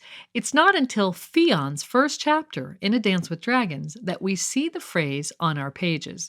In spite of this, the lands of Always Winter looms large in the reader's mind, like Asshai, as another edge of the map that has had, and will have, a dramatic impact on Westeros. And we get this sense due to one specific reason. The Others, whose invasion seems poised to form the climax of the entire series, apparently hail from this icy, perpetually frozen wasteland at the very north of the map. So far north, in fact, that the top stretches beyond the edge of the known world, and so we're left to guess the true size and shape of the lands of Always Winter. And the World Book tells us of tales speculating that the Others originally hailed from the lands of winter, which lies beyond the Frostfangs and Then Valley north of the Wall. As we heard in the quote, these tales suggest that the Others came from the frozen land of Always Winter, bringing the cold and darkness with them as they sought to extinguish all light and warmth. Given that the Others were eventually defeated by a combined effort from the last hero, the nascent Night's Watch, and the Children of the Forest, it seems likely that their remnants retreated back to the dim reaches of the far north, away from human civilization. There they stayed, as far as we know, for around 8,000 years. However, in the opening prologue of A Song of Ice and Fire, a group of the Others swept through the haunted forest, killing a band of wildlings and 2 men of the Watch. This set the scene for the long game plot of the series, and the message was simple: the Others are back and they mean business. Then, in Bran's fourth chapter of A Game of Thrones, Old Nan tells a story about the Others' first invasion thousands of years ago, known to history as the Long Night, a time where all light and warmth disappeared from northern Westeros. The tale begins, "In that darkness the Others came for the first time. They were cold things, dead things that hated iron and fire and the touch of the sun, and every creature with hot blood in its veins. They swept over holdfasts and cities and kingdoms, felled heroes and armies by the score, riding their pale dead horses and leading hosts of the slain. All the swords of men could not stay their advance, and even maidens and suckling babes found no pity in them. They haunted the maids through frozen forests and fed their dead servants on the flesh of human children." And so from the past we get a glimpse of the future. If the Others are allowed to march south with their army of the undead, they will kill more free folk and northerners and swell their ranks of whites even further. The whole fate of the realm will be in the balance in the final book of the series, called A Dreamer's Spring, when humanity in Westeros must band together or face collective doom. But when we contemplate the lands of Always Winter, we should consider what happened to the Others during the millennia since the last Long Night.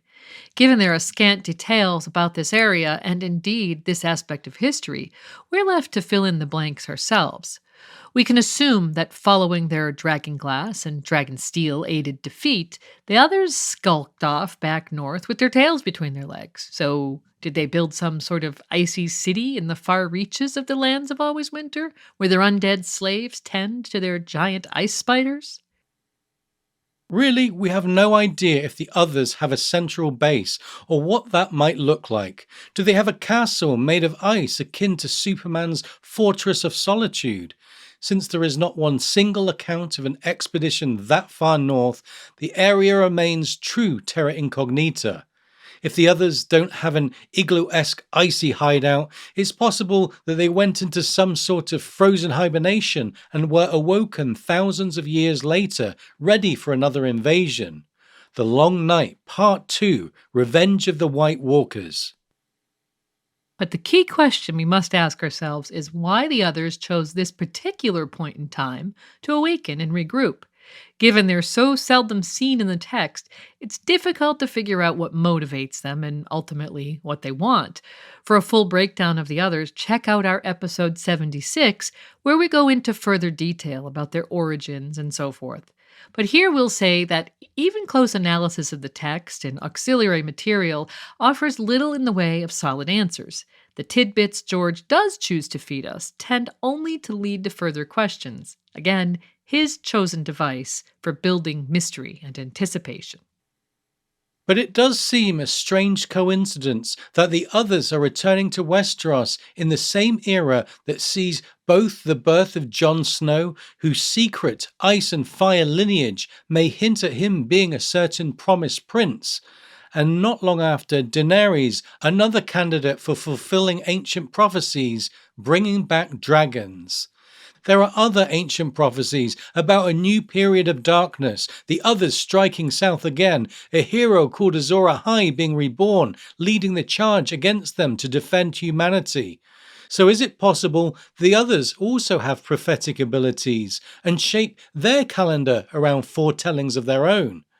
Were they in hibernation until a time when a certain magic would return, or perhaps an old enemy be reborn? Knowing so little about their culture, it's tough to say, but we find this at least plausible. But what we really need as readers is an account of what's going on all the way up north. And so, how will we ever get to see the lands of Always Winter?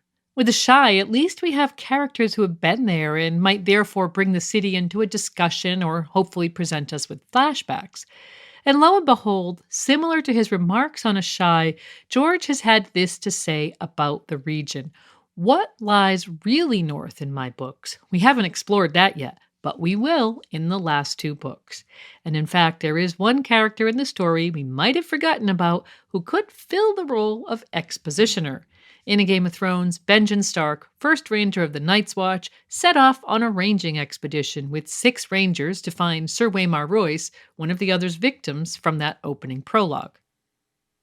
And while the dead bodies of 2 of Benjen's rangers are found north of the wall, all trace of Benjen himself was lost.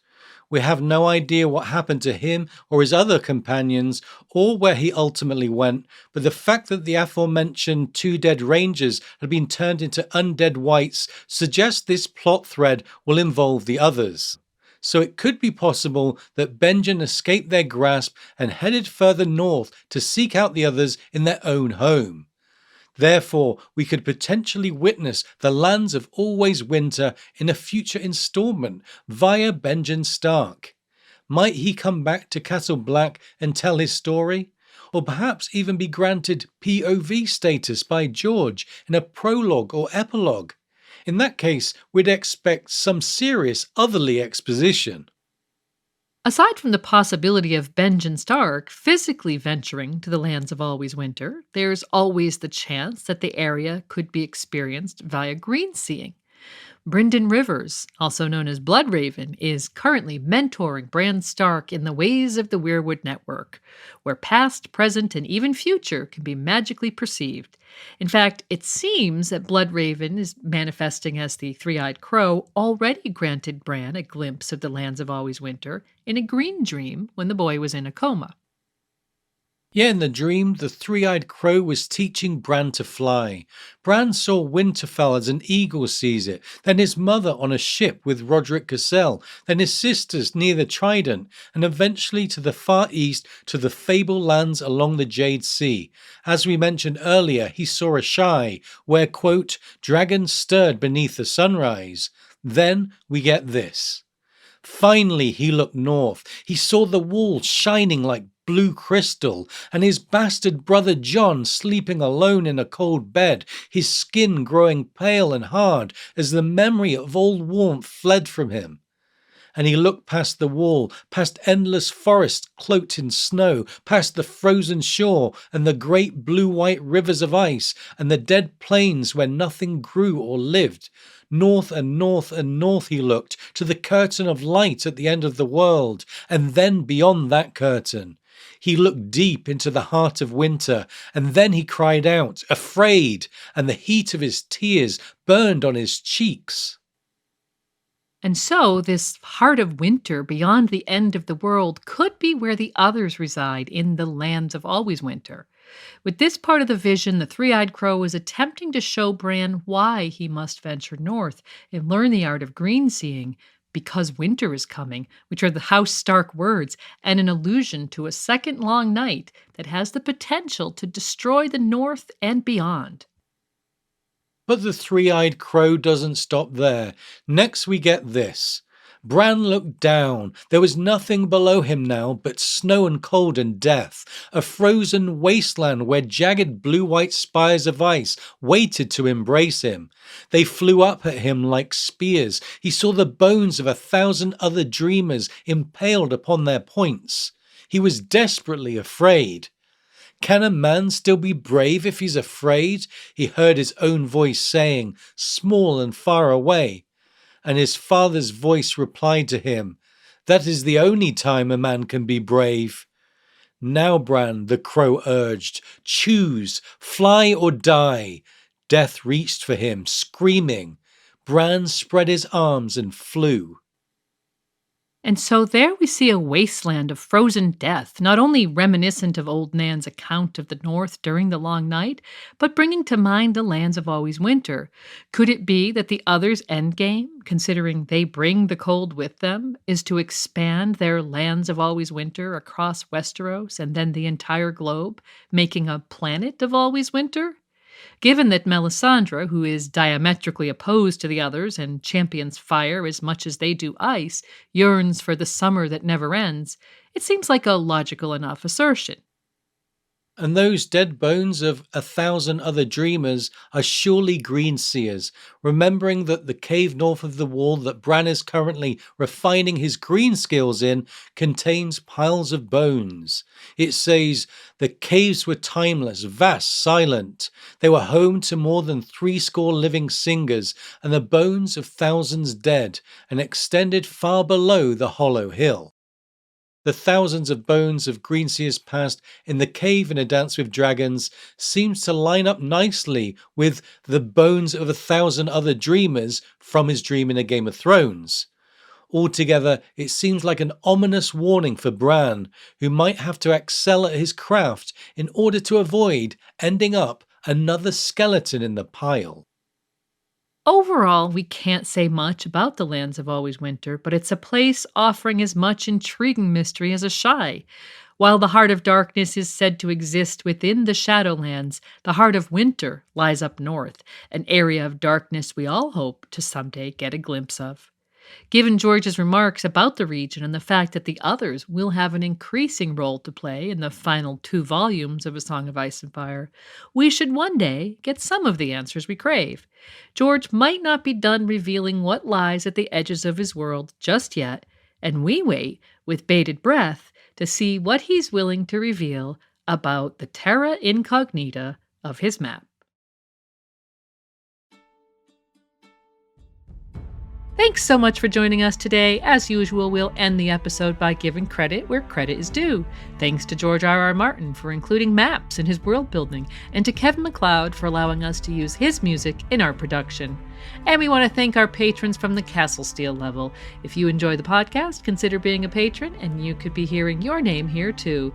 Our heartfelt thanks to Atori Loon, AJ, Egg on the Sixth, Alex, Ellie B, Oakenfist, Brian, Casey, Cassandra, Charitable Rereadings, Lady Amalthea, Chris, Christian, Sir Clint Deendel, Convenience or Death, Courtney, David, Darian, Dimitri B, Dennis, Lady Diana Dane, Esme, Liza, Emily the Eerie, Ezra, Felix, Gerald Garcia, Sir Gladworth, Sir Gregor the Toasty, Lord of the Breadfort, Ingvild, Jim McGeehan, Something Like a Lawyer, Winter's King, John Aris, Rider of the Ice Dragon, Sonarion, The White Storm, Ara Finway and Glorian, Judson, Katie, Kenneth, Tree Girl, Sir Galahoo of What, Kyle, Laura, Lena Snow, known as the Twilight Star, Lemba, Lynn, Lomas Knight Rider, survivor of the Yeen Sleepover, Lord Leighton with the Highest Tower, Mage Marmot, Monero Geek TV, Maria, Margareta, and our cohort of Matts, Matt A, Matt C, Matt K, Matt L, Matt M, Matt R, as well as Beatrix Rainfall, Maester Mary, Molly, Nimble Nick One Iric, Peter Pebble, Peter, PJ, Paul B, Paul H, King Ray, first of his name, Richard, Rickle Pickle, Sam, Sir Swift the Peppered Knight from the House of Black and Grey, Sir Larcelot of Bee Hill, Cern, the Rat Chef de Cuisine, Terry, Sir Terence, Knight of the Cedars, Steph Lioness, Val and Valentine, Maiden of the Black Frost, Vance, Quarren Halfhand, and Yvonne. As always, let us know if I've pronounced any of your names wrong, if you have a nickname you'd prefer to use, or if you feel we've left anything out. Visit RadioWesteros.com for quick access to all our podcasts. You can also find a link to our Patreon campaign, donate via PayPal or Ko-fi, and comment on our content there. Or find us on YouTube, Apple Podcasts, Spotify, Audible, or wherever you find your podcasts. And of course, you can connect with us via Twitter, Instagram, Discord, or email. Thanks again for joining us. We'll see you soon with a new episode. Bye for now.